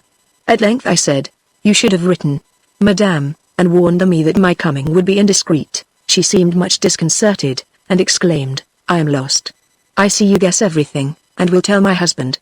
I am an unhappy woman, and a sin once committed can never be erased from the pages of a woman's life. Listen, Monsieur Derues, listen, I implore you. You see this man, I shall not tell you who he is, I shall not give his name. But I loved him long ago, I should have been his wife, and had he not been compelled to leave France, I should have married no one else." Monsieur de Lamotte started, and grew pale. "What is the matter?" the magistrate inquired. "Oh, this dastardly wretch is profiting by his knowledge of secrets which a long intimacy has enabled him to discover. Do not believe him, I entreat you, do not believe him," Derues resumed. Madame de Lamotte continued, "I saw him again 16 years ago, always in hiding, always prescribed. Today he reappears under a name which is not his own. He wishes to link my fate with his. He has insisted on seeing Edouard. But I shall escape him. I have invented this fiction of placing my son among their royal pages to account for my stay here. Do not contradict me, but help me, for a little time ago I met one of Monsieur de Lamotte's friends. I am afraid he suspected something. Say you have seen me several times. As you have come, let it be known that you brought Edouard here. I shall return to Buisson as soon as possible, but will you go first, see my husband, satisfy him if he is anxious. I am in your hands, my honor, my reputation, my very life, are at your mercy. You can either ruin or help to save me. I may be guilty, but I am not corrupt. I have wept for my sin day after day, and I have already cruelly expiated it." This execrable calumny was not related without frequent interruptions on the part of Monsieur de Lamotte. He was, however, obliged to own to himself that it was quite true that Marie Perrier had really been promised to a man whom an unlucky affair had driven into exile, and whom he had supposed to be dead. This revelation, coming from Derues, who had the strongest interest in lying, by no means convinced him of his wife's dishonor, nor destroyed the feelings of a husband and father. But Derues was not speaking for him alone, and what appeared incredible to Monsieur de Lamotte might easily seem less improbable to the colder and less interested judgment of the magistrate. "I was wrong," Derues continued, "in allowing myself to be touched by her tears, wrong in believing in her repentance, more wrong still in going to Buisson to satisfy her husband. But I only consented on conditions. Madame de Lamotte promised me to return shortly to Paris, vowing that her son should never know the truth, and that the rest of her life should be devoted to atoning for her sin by a boundless devotion. She then begged me to leave her, and told me she would write to me at Paris to fix the day of her return. This is what happened, and this is why I went to Buisson and gave my support to a lying fiction. With one word I might have destroyed the happiness of 17 years. I did not wish to do so. I believed in the remorse, I believe in it still, in spite of all appearances. I have refused to speak this very day, and made every effort to prolong an illusion which I know it will be terrible to lose." There was a moment of silence. This fable, so atrociously ingenious, was simply and impressively narrated, and with an air of candor well contrived to impose on the magistrate, or, at least, to suggest grave doubts to his mind. Derues, with his usual cunning, had conformed his language to the quality of his listener. Any tricks, profession of piety, quotations from sacred books, so largely indulged in when he wished to bamboozle people of a lower class, would here have told against him.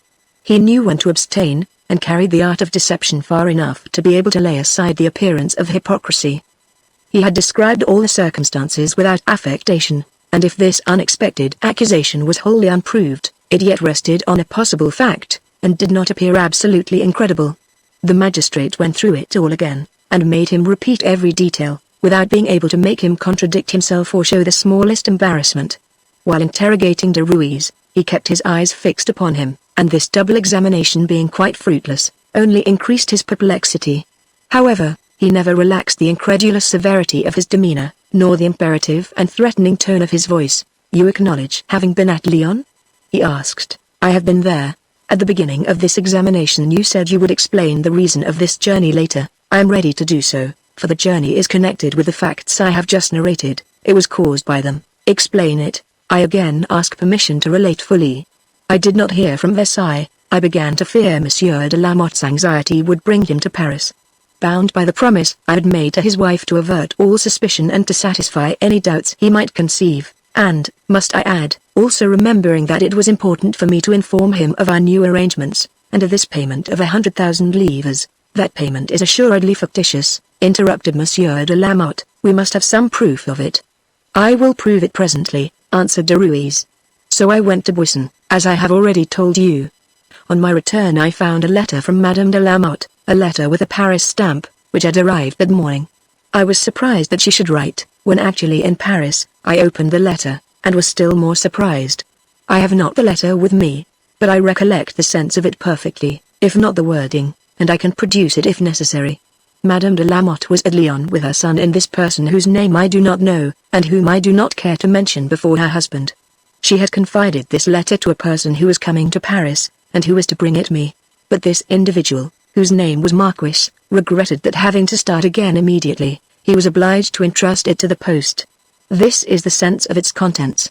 Madame de Lamotte wrote that she found herself obliged to follow this nameless person to Lyon, and she begged me to send her news of her husband and of the state of his affairs, but said not one single word of any probable return. I became very uneasy at the news of this clandestine departure.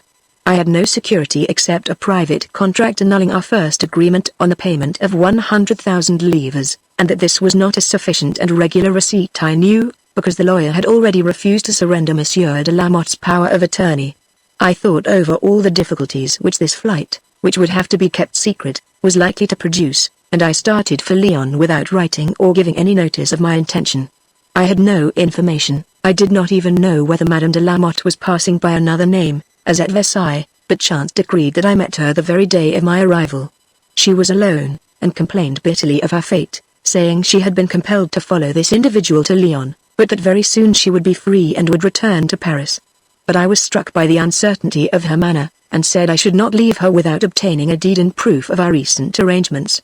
She refused at first, saying it was unnecessary, as she would so soon return, but I insisted strongly.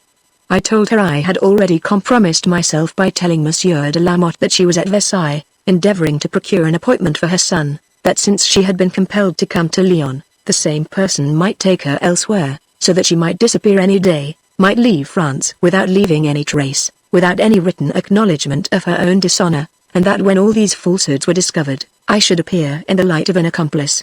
I said also that, as she had unfortunately lodged in my house in Paris, and had requested me to remove her son from his school, explanations would be required from me, and perhaps I should be accused of this double disappearance. Finally, I declared that if she did not give me some proofs of her existence, willingly or unwillingly, I would go at once to a magistrate. My firmness made her reflect. "My good Monsieur Derues," she said, "I ask your forgiveness for all the trouble I have caused you. I will give you this deed tomorrow. Today it is too late, but come to this same place tomorrow, and you shall see me again." I hesitated, I confess, to let her go. "Ah," she said, grasping my hands, "do not suspect me of intending to deceive you. I swear that I will meet you here at 4 o'clock. It is enough that I have ruined myself, and perhaps my son, without also entangling you in my unhappy fate. Yes, you are right, this deed is important, necessary for you, and you shall have it. But do not show yourself here, If you were seen, I might not be able to do what I ought to do. Tomorrow you shall see me again, I swear it." She then left me. The next day, the 12th of March, I was exact at the rendezvous, and Madame de la Motte arrived a moment later. She gave me a deed, authorizing her husband to receive the arrears of 30,000 livres remaining from the purchase money of Buisson-Suef. I endeavored again to express my opinion of her conduct. She listened in silence, as if my words affected her deeply. We were walking together, when she told me she had some business in a house we were passing, and asked me to wait for her. I waited more than an hour, and then discovered that this house, like many others in Lyon, had an exit in another street, and I understood that Madame de la Motte had escaped by this passage, and that I might wait in vain. Concluding that trying to follow her would be useless, and seeing also that any remonstrance would be made in vain, I returned to Paris, deciding to say nothing as yet, and to conceal the truth as long as possible. I still had hopes, and I did not count on being so soon called on to defend myself. I thought that when I had to speak, it would be as a friend, and not as an accused person. This, sir, is the explanation of my conduct, and I regret that this justification, so easy for myself, should be so cruelly painful for another.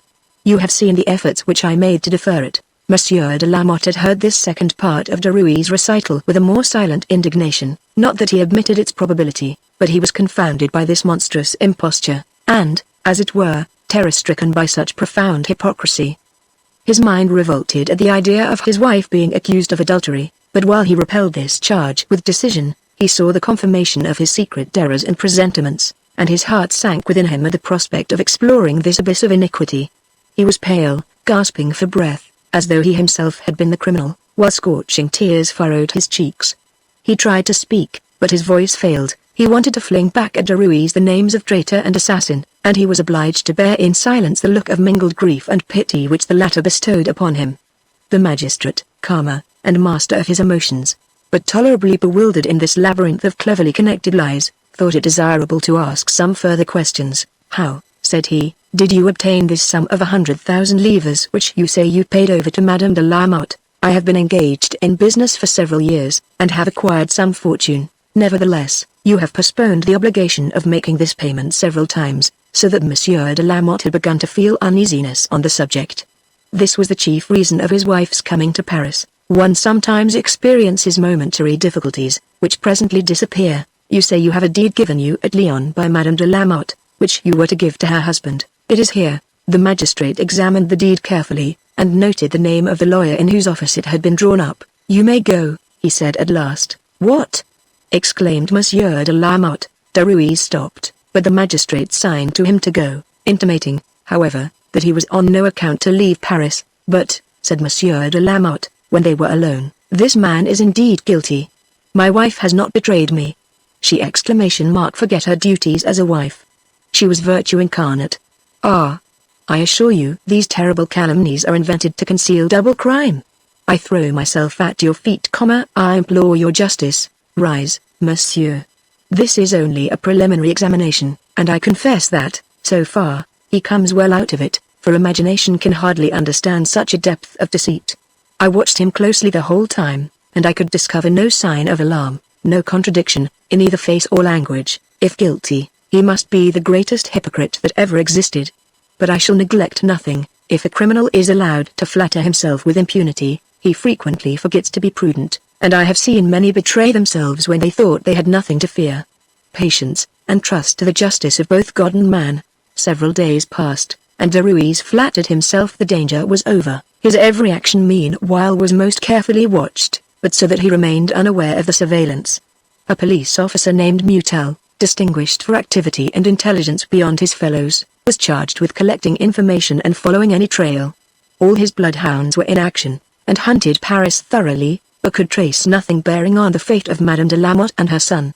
Mutel, however, soon discovered that in the Rue Saint-Victor, Derues had failed 3 successive times, that he had been pursued by numerous creditors, and been often near imprisonment for debt, and that in 1771 he had been publicly accused of incendiarism. He reported on these various circumstances, and then went himself to Derues' abode, where he obtained no results. Madame Derues declared that she knew nothing whatever, and the police, having vainly searched the whole house, had to retire. Derues himself was absent. When he returned he found another order to appear before the magistrate. His first success had encouraged him. He appeared before the magistrate accompanied by a lawyer and full of confidence, complaining loudly that the police, in searching during his absence, had offended against the rights of a domiciled burgess, and ought to have awaited his return. Affecting a just indignation at Monsieur de la Motte's conduct towards him, he presented a demand that the latter should be declared a calumniator, and should pay damages for the injury caused to his reputation. But this time his effrontery and audacity were of little avail. The magistrate easily detected him in flagrant lies. He declared at first that he had paid the 100,000 livres with his own money, but when reminded of his various bankruptcies, the claims of his creditors, and the judgments obtained against him as an insolvent debtor, he made a complete volte-face, and declared he had borrowed the money from an advocate named Duclos, to whom he had given a bond in presence of a notary. In spite of all his protestations, the magistrate committed him to solitary confinement at Fortelvik.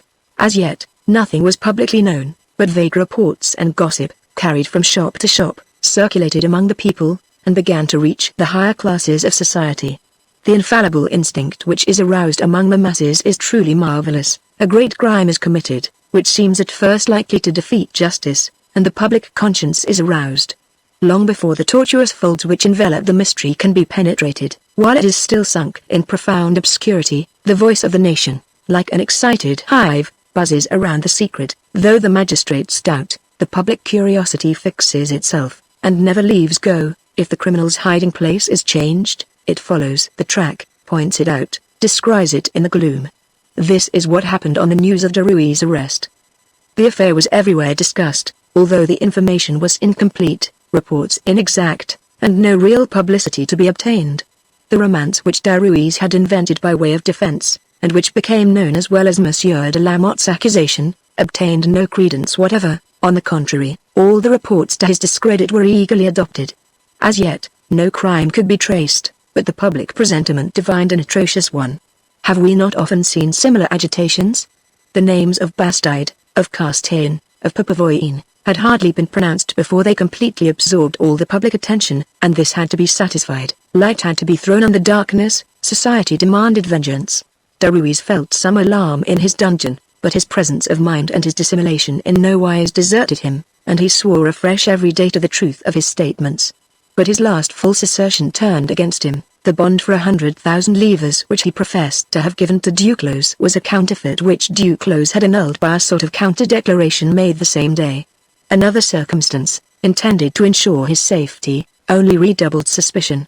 On April 8, notes payable to order to the amount of 78,000 livres, were received by Monsieur de la Motte's lawyer, as if coming from Madame de la Motte. It appeared extraordinary that these notes, which arrived in an ordinary stamped envelope, should not be accompanied by any letter of advice, and suspicion attached to Madame Derues, who hitherto had remained unnoticed. An inquiry as to where the packet had been posted soon revealed the office, distinguished by a letter of the alphabet, and the postmaster described a servant maid who had brought the letter and paid for it.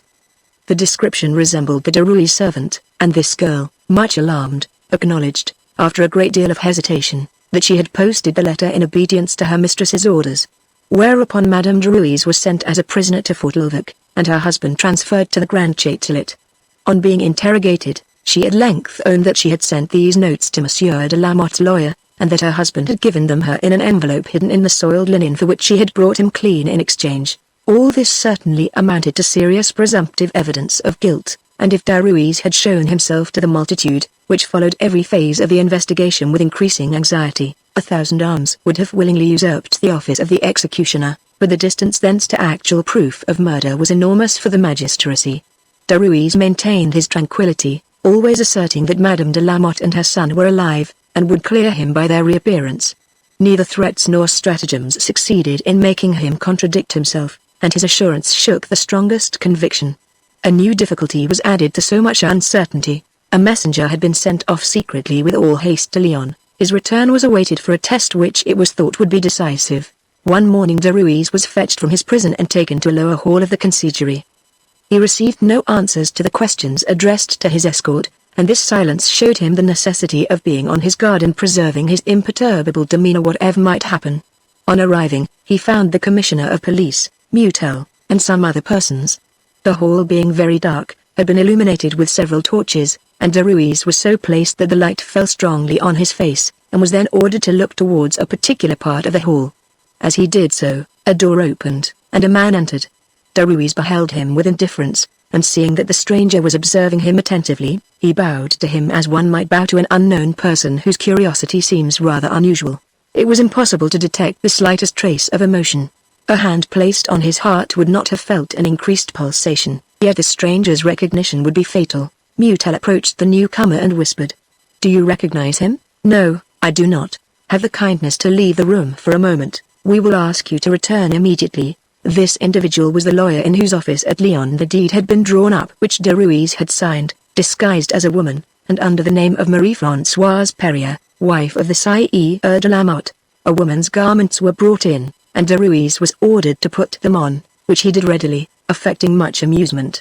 As he was assisted to disguise himself, he laughed, stroked his chin and assumed mincing airs, carrying effrontery so far as to ask for a mirror. "I should like to see if it is becoming," he said. "Perhaps I might make some conquests."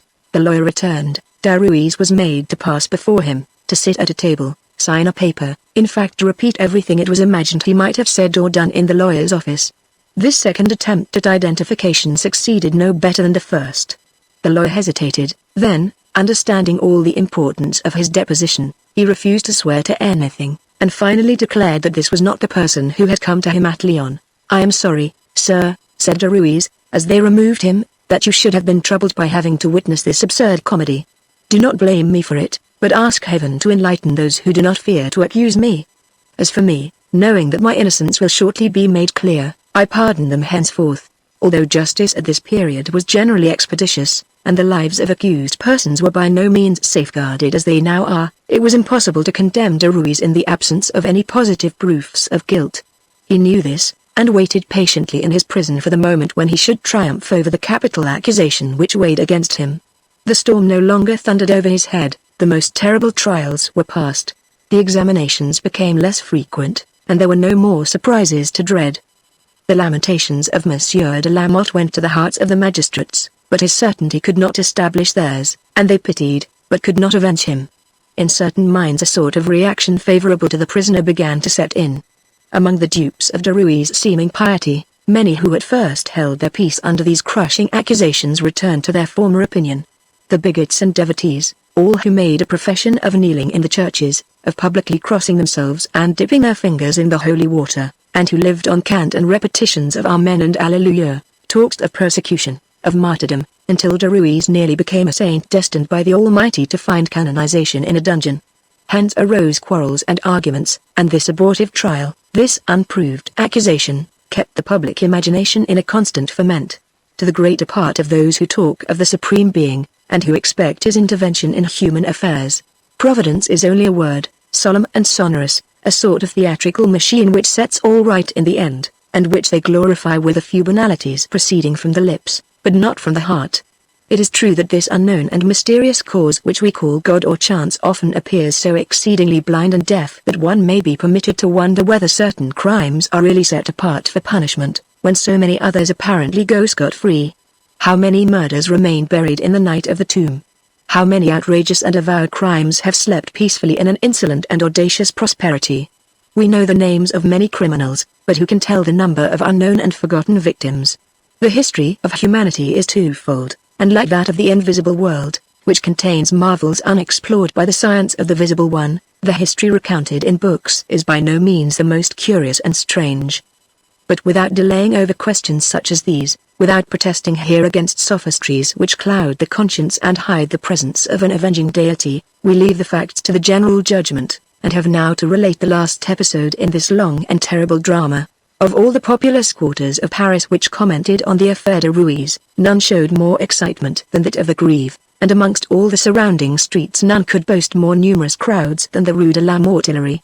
Not that a secret instinct magnetized the crowd in the very place where the proof lay buried, but that each day its attention was aroused by a painful spectacle.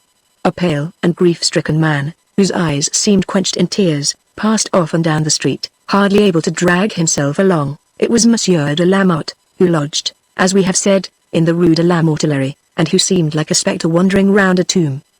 The crowd made way and uncovered before him. Everybody respected such terrible misfortune, and when he had passed, the groups formed up again, and continued discussing the mystery until nightfall. On April 17th, about 4 in the afternoon, a score of workmen and gossiping women had collected in front of a shop. A stout woman, standing on the lowest step, like an orator in the tribune, held forth and related for the 20th time what she knew, or rather, did not know. There were listening ears and gaping mouths. Even a slight shudder ran through the group, for the widow Masson, discovering a gift of eloquence at the age of 60, contrived to mingle great warmth and much indignation in her recital. All at once silence fell on the crowd, and a passage was made for Monsieur de Lamotte. One man ventured to ask, "Is there anything fresh today?" A sad shake of the head was the only answer, and the unhappy man continued his way. "Is that Monsieur de Lamotte?" inquired a particularly dirty woman, whose cap, stuck on the side of her head, allowed locks of grey hair to straggle from under it. "Ah, is that Monsieur de Lamotte, dear me?" said a neighbor. "Don't you know him by this time? He passes every day." "Excuse me. I don't belong to this quarter, and no offense, but it is not so beautiful as to bring one out of curiosity.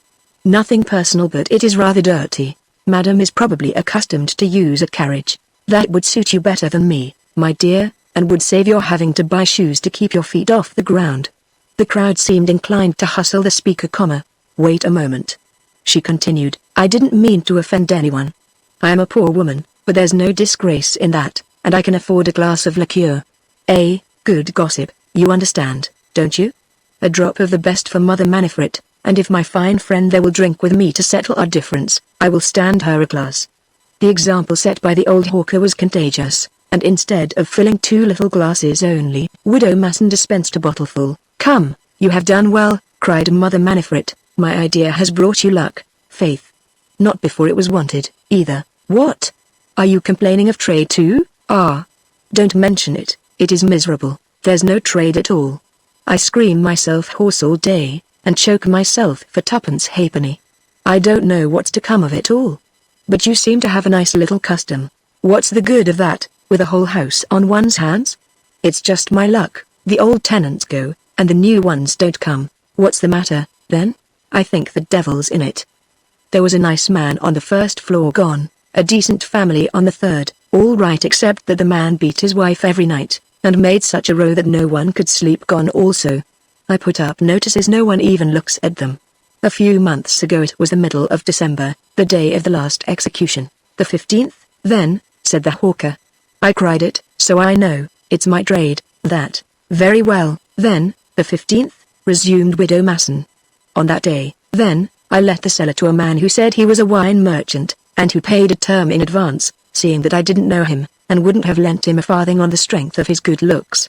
He was a little bit of a man, no taller than that, contemptuously holding out her hand, and he had 2 round eyes which I didn't like at all.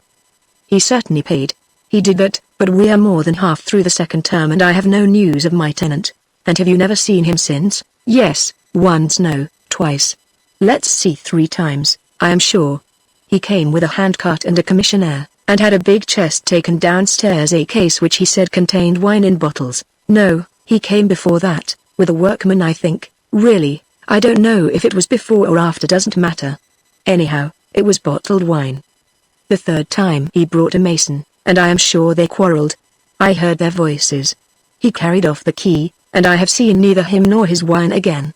I have another key, and I went down one day. Perhaps the rats have drunk the wine and eaten the chest, for there certainly is nothing there any more than there is in my hand now.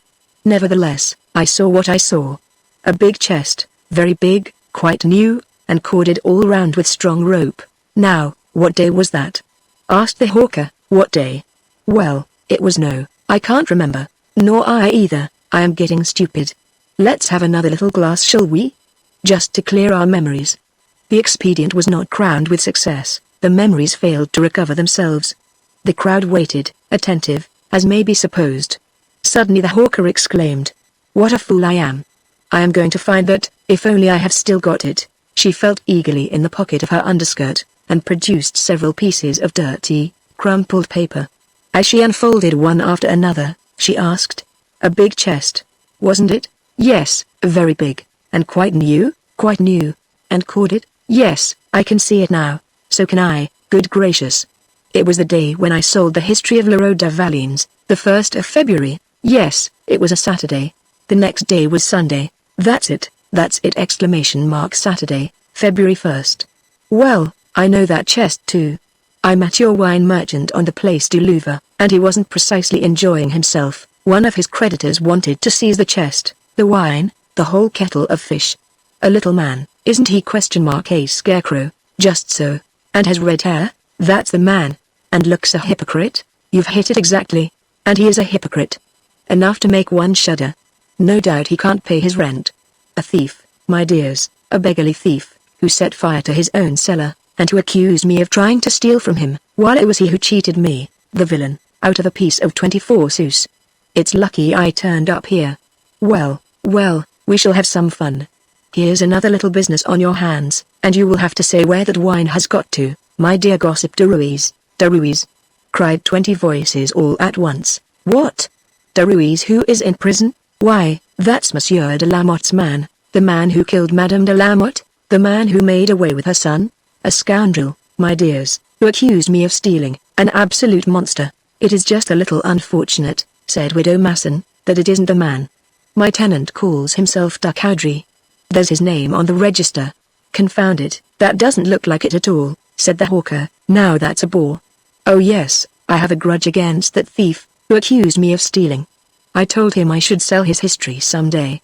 When that happens, I'll treat you all round. As a foretaste of the fulfillment of this promise, the company disposed of a second bottle of liqueur, and, becoming excited, they chatted at random for some time, but at length slowly dispersed, and the street relapsed into the silence of night. But, a few hours later, the inhabitants were surprised to see the two ends occupied by unknown people, while other sinister-looking persons patrolled it all night, as if keeping guard. The next morning a carriage escorted by police stopped at the Widow Masson's door. An officer of police got out and entered a neighboring house, whence he emerged a quarter of an hour later with Monsieur de Lamotte leaning on his arm. The officer demanded the key of the cellar which last December had been hired from the Widow Masson by a person named Ducaudry, and went down to it with Monsieur de Lamotte and one of his subordinates. The carriage standing at the door, the presence of the Commissioner Mutel, the chatter of the previous evening, had naturally roused everybody's imagination. But this excitement had to be kept for home use. The whole street was under arrest, and its inhabitants were forbidden to leave their houses. The windows, crammed with anxious faces, questioning each other, in the expectation of something wonderful, were a curious sight, and the ignorance in which they remained, these mysterious preparations, these orders silently executed, doubled the curiosity, and added a sort of terror. No one could see the persons who had accompanied the police officer. 3 men remained in the carriage, one guarded by the 2 others. When the heavy coach turned into the Rue de la Mortellerie, this man had bent towards the closed window and asked, "Where are we?" And when they answered him, he said, "I do not know this street, I was never in it." After saying this quite quietly, he asked, "Why am I brought here?" As no one replied, he resumed his look of indifference, and betrayed no emotion, neither when the carriage stopped nor when he saw Monsieur de Lamotte enter the Widow Masson's house. The officer reappeared on the threshold, and ordered Derues to be brought in. The previous evening, detectives, mingling with the crowd, had listened to the hawker's story of having met Derues near the Louvre escorting a large chest. The police magistrate was informed in the course of the evening. It was an indication, a ray of light, perhaps the actual truth, detached from obscurity by chance gossip, and measures were instantly taken to prevent anyone either entering or leaving the street without being followed and examined. Mutel thought he was on the track, but the criminal might have accomplices also on the watch, who, warned in time, might be able to remove the proofs of the crime, if any existed. Derues was placed between 2 men who each held an arm. A third went before, holding a torch. The commissioner, followed by men also carrying torches, and provided with spades and pickaxes, came behind, and in this order they descended to the vault. It was a dismal and terrifying procession. Anyone beholding these dark and sad countenances, this pale and resigned man, passing thus into these damp vaults illuminated by the flickering glare of torches, might well have thought himself the victim of illusion and watching some gloomy execution in a dream. But all was real, and when light penetrated this dismal charnel house it seemed at once to illuminate its secret depths, so that the light of truth might at length penetrate these dark shadows, and that the voice of the dead would speak from the earth and the walls. "Wretch!" exclaimed Monsieur de Lamotte, when he saw Derues appear, "is it here that you murdered my wife and my son?" Derues looked calmly at him, and replied, "I beg you, sir, not to add insult to the misfortunes you have already caused. If you stood in my place and I were in yours, I should feel some pity and respect for so terrible a position. What do you want me? And why am I brought here?" He did not know the events of last evening, and could only mentally accuse the mason who had helped to bury the chest. He felt that he was lost, but his audacity never forsook him. "You are here, in the first place, to be confronted with this woman," said the officer, causing the widow mason to stand opposite to him. "I do not know her, but I know you, and know you well. It was you who hired this cellar under the name of Ducadry." Derues shrugged his shoulders and answered bitterly, "I can understand a man being condemned to the torture if he is guilty, but that in order to accomplish one's mission as accuser, and to discover a criminal, false witnesses who can give no evidence should be brought 100 leagues, that the rabble should be roused up, that divers faces and imaginary names should be bestowed on an innocent man, in order to turn a movement of surprise or an indignant gesture to his disadvantage. All this is iniquitous, and goes beyond the right of judgment bestowed upon men by God. I do not know this woman, and no matter what she says or does, I shall say no more." Neither the skill nor threats of the police officer could shake this resolution. It was to no purpose that the widow mason repeated and asseverated that she recognized him as her tenant Ducadry, and that he had had a large case of wine taken down into the cellar. Derues folded his arms, and remained as motionless as if he had been blind and deaf. The walls were sounded, the stones composing them carefully examined. The floor pierced in several places, but nothing unusual was discovered. Would they have to give it up? Already the officer was making signs to this effect, when the man who had remained at first below with Monsieur de Lamotte, and who, standing in shadow, had carefully watched Derues when he was brought down, came forward, and pointing to the recess under the stairs, said, "Examine this corner." The prisoner glanced involuntarily in this direction when he came down. "I have watched him, and it is the only sign he has given. I was the only person who could see him, and he did not see me. He is very clever, but one can't be forever on one's guard, and may the devil take me if I haven't scented the hiding place. Wretch," said Derues to himself, "then you have had your hand on me for a whole hour, and amused yourself by prolonging my agony. Oh, I ought to have known it. I have found my master.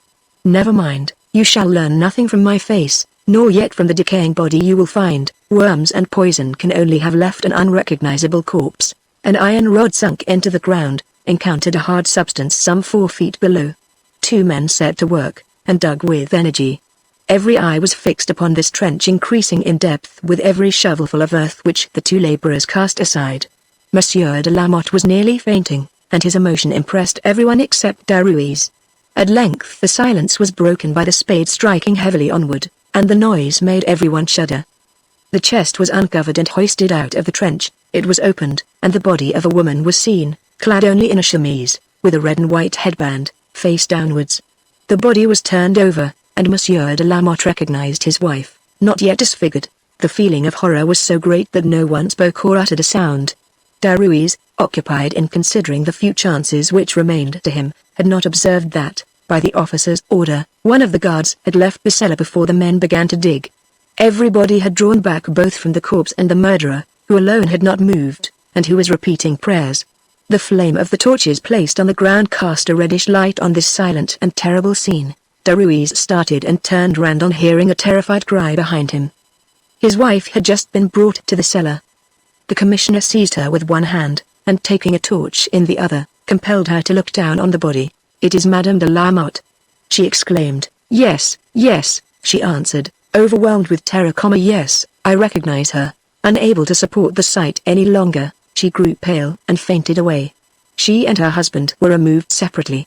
One would have supposed the discovery was already known outside, for the people showered curses and cries of assassin and poisoner on the carriage which conveyed Derues. He remained silent during the drive, but before re-entering his dungeon, he said, "I must have been mad when I sought to hide the death and burial of Madame de Lamotte from public knowledge. It is the only sin I have committed, and, innocent of aught else, I resign myself as a Christian to the judgment of God." It was the only line of defense which remained open to him, and he clung to it, with the hope of imposing on the magistrates by redoubled hypocrisy and pious observances. But all this laboriously constructed scaffolding of lies was shaken to its base and fell away piece by piece. Every moment brought fresh and overwhelming revelations. He professed that Madame de Lamotte had died suddenly in his house, and that, fearing suspicion, he had buried her secretly. but the doctors called on to examine the body declared that she had been poisoned with corrosive sublimate and opium. The pretended payment was clearly an odious imposture, the receipt a forgery. Then, like a threatening spectre, arose another question, to which he found no reply, and his own invention turned against him. Why, knowing his mother was no more, had he taken young de la Motte to Versailles? What had become of the youth? What had befallen him? Once on the track, the cooper with whom he had lodged on the 12th of February was soon discovered, and an Act of Parliament ordered the exhumation of the corpse buried under the name of which the cooper identified by a shirt which he had given for the burial. Derues, confounded by the evidence, asserted that the youth died of indigestion and venereal disease. But the doctors again declared the presence of corrosive sublimate and opium. All this evidence of guilt he met with assumed resignation, lamenting incessantly for Edouard, whom he declared he had loved as his own son. Alas! He said, I see that poor boy every night. But it softens my grief to know that he was not deprived of the last consolations of religion. God, who sees me, and who knows my innocence, will enlighten the magistrates, and my honor will be vindicated. The evidence being complete, Derues was condemned by sentence of the Châtelet, pronounced April 30th, and confirmed by Parliament, May 5th. We give the decree as it is found in the archives.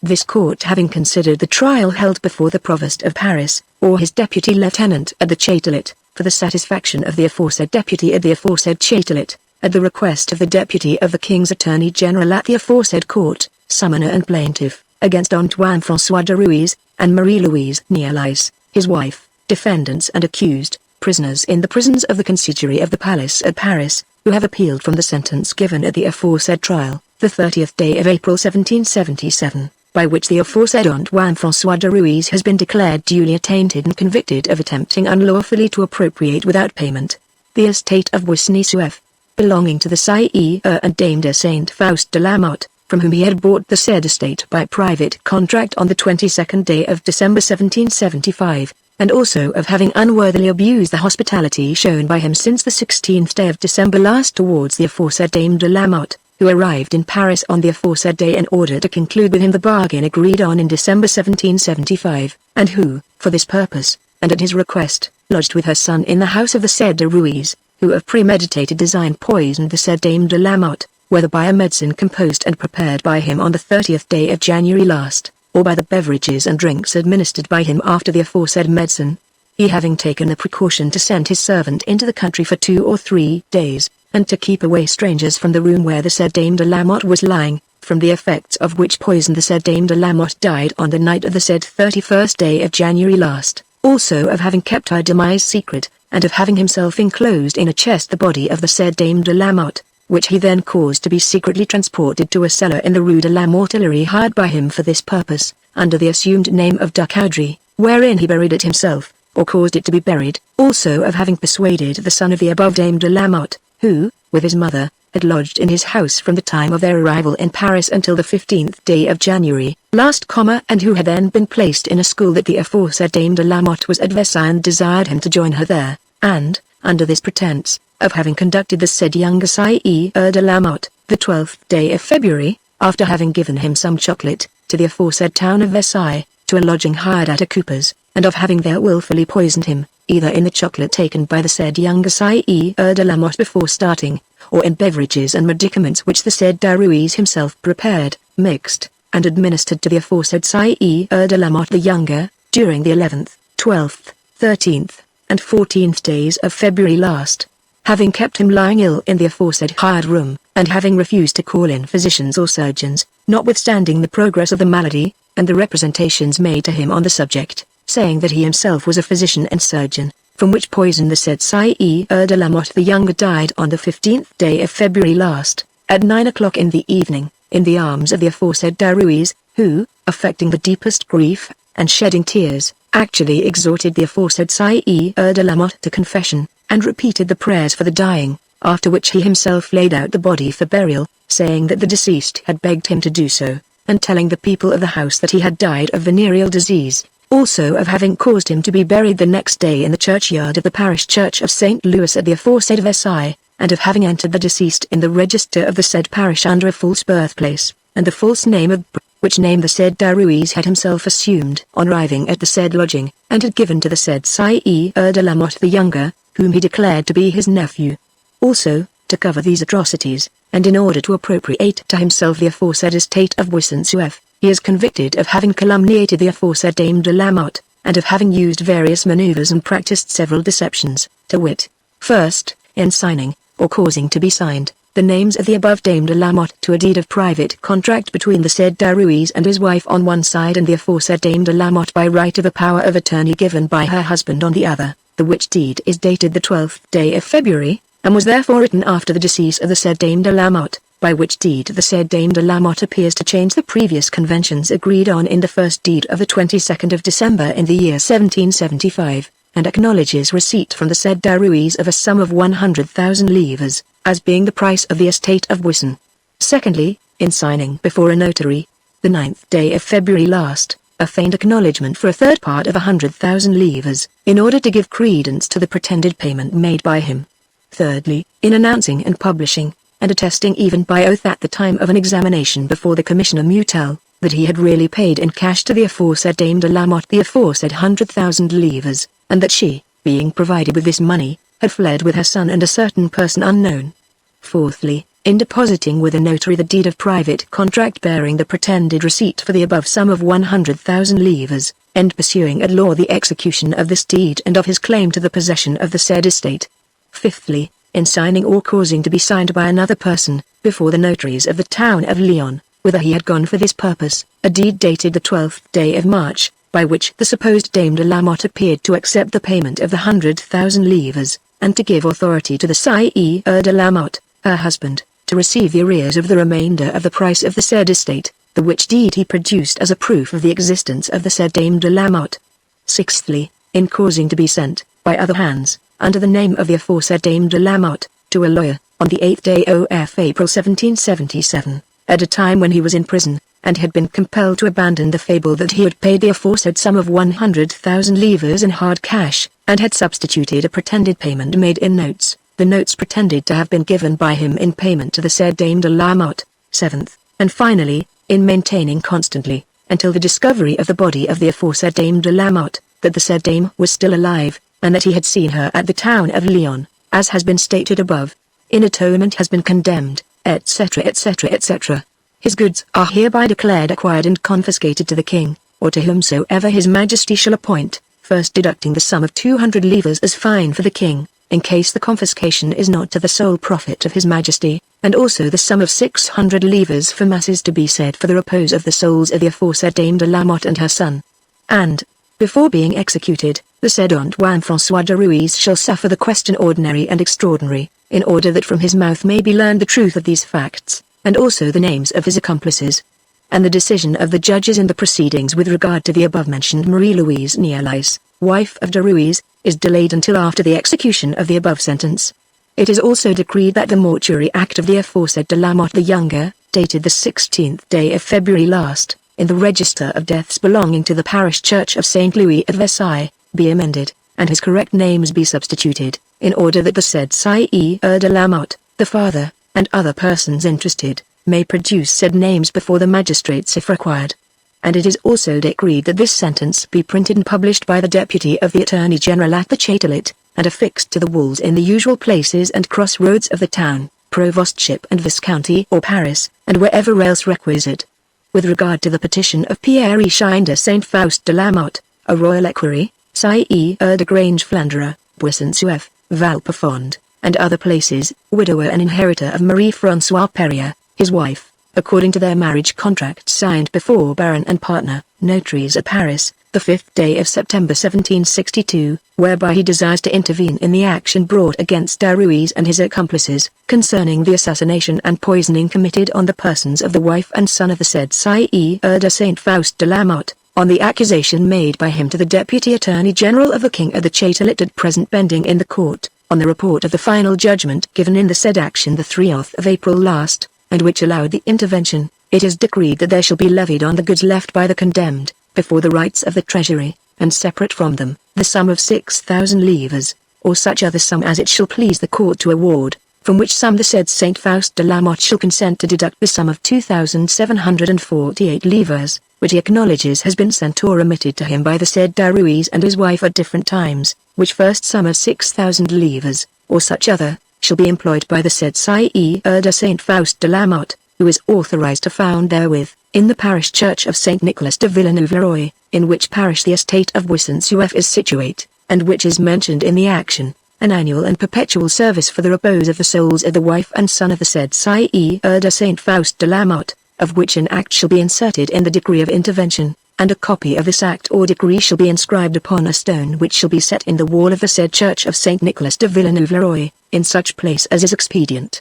And the deed of contract for private sale, made between the late spouse of the said Sieur de Saint Faust de la Motte and the above-named Derues and his wife, is hereby declared null and void, as having had no value in absence of any payment or realization of contract before a notary, and the pretended agreement of the 12th day of February last, as also all other deeds fabricated by the said Derues or others, named in the above action, as also any which may hereafter be presented, are hereby declared to be null and void.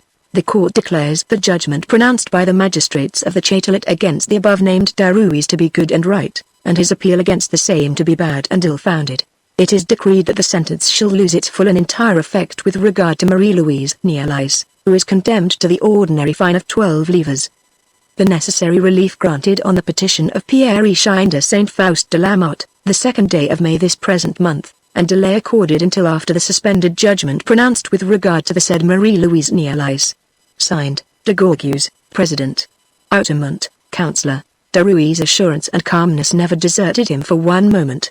For 3/4 of an hour he harangued the Parliament, and his defence was remarkable both for its presence of mind and the art with which he made the most of any circumstances likely to suggest doubts to the magistrates and soften the severity of the first sentence.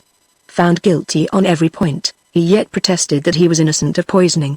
Remorse, which often merely means fear of punishment, had no place in his soul, and torture he seemed not to dread. As strong in will as he was weak in body, he desired to die like a martyr in the faith of his religion, which was hypocrisy, and the God whom he gloried on the scaffold was the God of lies. On May 6, at 7 in the morning, the sentence of execution was read to him. He listened calmly, and when it was finished, remarked, "I had not anticipated so severe a sentence." A few hours later the instruments of torture were got ready. He was told that this part of his punishment would be remitted if he would confess his crimes and the names of his accomplices. He replied, "I have no more to say. I know what terrible torture awaits me. I know I must die today, but I have nothing to confess." He made no resistance when his knees and legs were bound, and endured the torture courageously. Only, in a moment of agony, he exclaimed, "Accursed money! Hast thou reduced me to this?" Thinking that pain would overcome his resolution, the presiding magistrate bent towards him, and said, "Unhappy man! Confess thy crime, since death is near at hand." He recovered his firmness, and, looking at the magistrate, replied, "I know it, Monseigneur. I have perhaps not 3 hours to live." Thinking that his apparently feeble frame could not endure the last wedges, the executioner was ordered to stop. He was unbound and laid on a mattress, and a glass of wine was brought, of which he only drank a few drops. After this, he made his confession to the priest. For dinner, they brought him soup and stew, which he ate eagerly, and inquiring of the jailer if he could have something more, an entree was brought in addition. One might have thought that this final repast heralded, not death but deliverance. At length 3 o'clock struck, the hour appointed for leaving the prison. According to the report of credible persons whom we have consulted, Paris on this occasion presented a remarkable appearance, which those who saw it were never able to forget. The great ant-hill was troubled to its very lowest depth. Whether by accident or design, the same day had been fixed for a function which ought to have proved a considerable counter-attraction. A great festival in honor of a German prince was given on a plain de Grenelle, at which all the court was present, and probably more than one great lady regretted missing the emotions of the Place de Grève, abandoned to the rabble and the bourgeoisie. The rest of the city was deserted, the streets silent, the houses closed. A stranger transported suddenly into such a solitude might have reasonably thought that during the night the town had been smitten by the angel of death, and that only a labyrinth of vacant buildings remained, testifying to the life and turmoil of the preceding day. A dark and dense atmosphere hung over the abandoned town, lightning furrowed the heavy motionless clouds, in the distance the occasional rumble of thunder was heard, answered by the cannon of the royal fete. The crowd was divided between the powers of heaven and earth. The terrible majesty of the eternal on one side, on the other the frivolous pomp of royalty, eternal punishment and transient grandeur in opposition. Like the waters of a flood leaving dry the fields which they have covered, so the waves of the multitude forsook their usual course. Thousands of men and women crowded together along the route which the death cart would take. An ocean of heads undulated like the ears in a wheat field. The old houses, hired at high rates, quivered under the weight of eager spectators, and the window sashes had been removed to afford a better view. Attired in the shirt worn by condemned criminals, and bearing a placard both in front and behind, with the words "Wilful Poisoner," Derues descended the great staircase of the chatelet with a firm step. It was at this moment, on seeing the crucifix, that he exclaimed, "O Christ, I shall suffer like thee." He mounted the tumbril, looking right and left amongst the crowd. During the progress he recognized and bowed to several of his old associates, and bade adieu in a clear voice to the former mistress of his prentice days, who has recorded that she never saw him look so pleasant. Arrived at the door of Notre Dame, where the clerk was awaiting him, he descended from the tumbril without assistance, took a lighted wax taper weighing 2 pounds in his hand, and did penance. Kneeling, bareheaded and barefooted, a rope round his neck, repeating the words of the death warrant. He then reascended the cart in the midst of the cries and execrations of the populace, to which he appeared quite insensible. One voice only, endeavoring to dominate the tumult, caused him to turn his head. It was that of the hawker who was crying his sentence, and who broke off now and then to say, "Well, my poor gossip Derues, how do you like that fine carriage you're in? Oh yes, mutter your prayers and look up to heaven as much as you like, you won't take us in now. Ah, thief, who said I stole from you? Wasn't I right when I said I should be selling your sentence some day?" Then, adding her own wrongs to the list of crimes, she declared that the Parliament had condemned him as much for having falsely accused her of theft as for having poisoned Madame de Lamotte and her son. When arrived at the scaffold, he gazed around him, and a sort of shiver of impatience ran through the crowd. He smiled, and as if anxious to trick mankind for the last time, asked to be taken to the Hôtel de Ville, which was granted, in the hope that he would at last make some confession, but he only persisted in saying that he was guiltless of poisoning. He had an interview with his wife, who nearly fainted on seeing him, and remained for more than a quarter of an hour unable to say a word. He lavished tender names upon her, and professed much affliction at seeing her in so miserable a condition. When she was taken away, he asked permission to embrace her, and took a most touching farewell. His last words have been preserved. "My dear wife," he said, "I recommend our beloved children to your care. Bring them up in the fear of God. You must go to Chartres. You will see the bishop, on whom I had the honor of waiting when I was there last, and who has always been kind to me. I believe he has thought well of me, and that I may hope he will take pity on you and on our children." It was now 7 in the evening, and the crowd began to murmur at the long delay. At length the criminal reappeared. An onlooker who saw him go to the Hôtel de Ville, and who was carried by the movement of the crowd to the foot of the scaffold, says that when handed over to the executioner he took off his clothes himself. He kissed the instrument of punishment with devotion, then extended himself on the St. Andrew's cross, asking with a resigned smile that they would make his sufferings as short as possible. As soon as his head was covered, the executioner gave the signal. One would have thought a very few blows would have finished so frail a being, but he seemed as hard to kill as the venomous reptiles which must be crushed and cut to pieces before life is extinct, and the coup de grace was found necessary. The executioner uncovered his head and showed the confessor that the eyes were closed and that the heart had ceased to beat. The body was then removed from the cross, the hands and feet fastened together, and it was thrown on the funeral pile. While the execution was proceeding, the people applauded. On the morrow they brought up the fragments of bone, and hastened to buy lottery tickets, in the firm conviction that these precious relics would bring luck to the fortunate possessors. In 1777, Madame Derues was sentenced to perpetual imprisonment, and confined at the Salpêtrière. She was one of the first victims who perished in the prison massacres.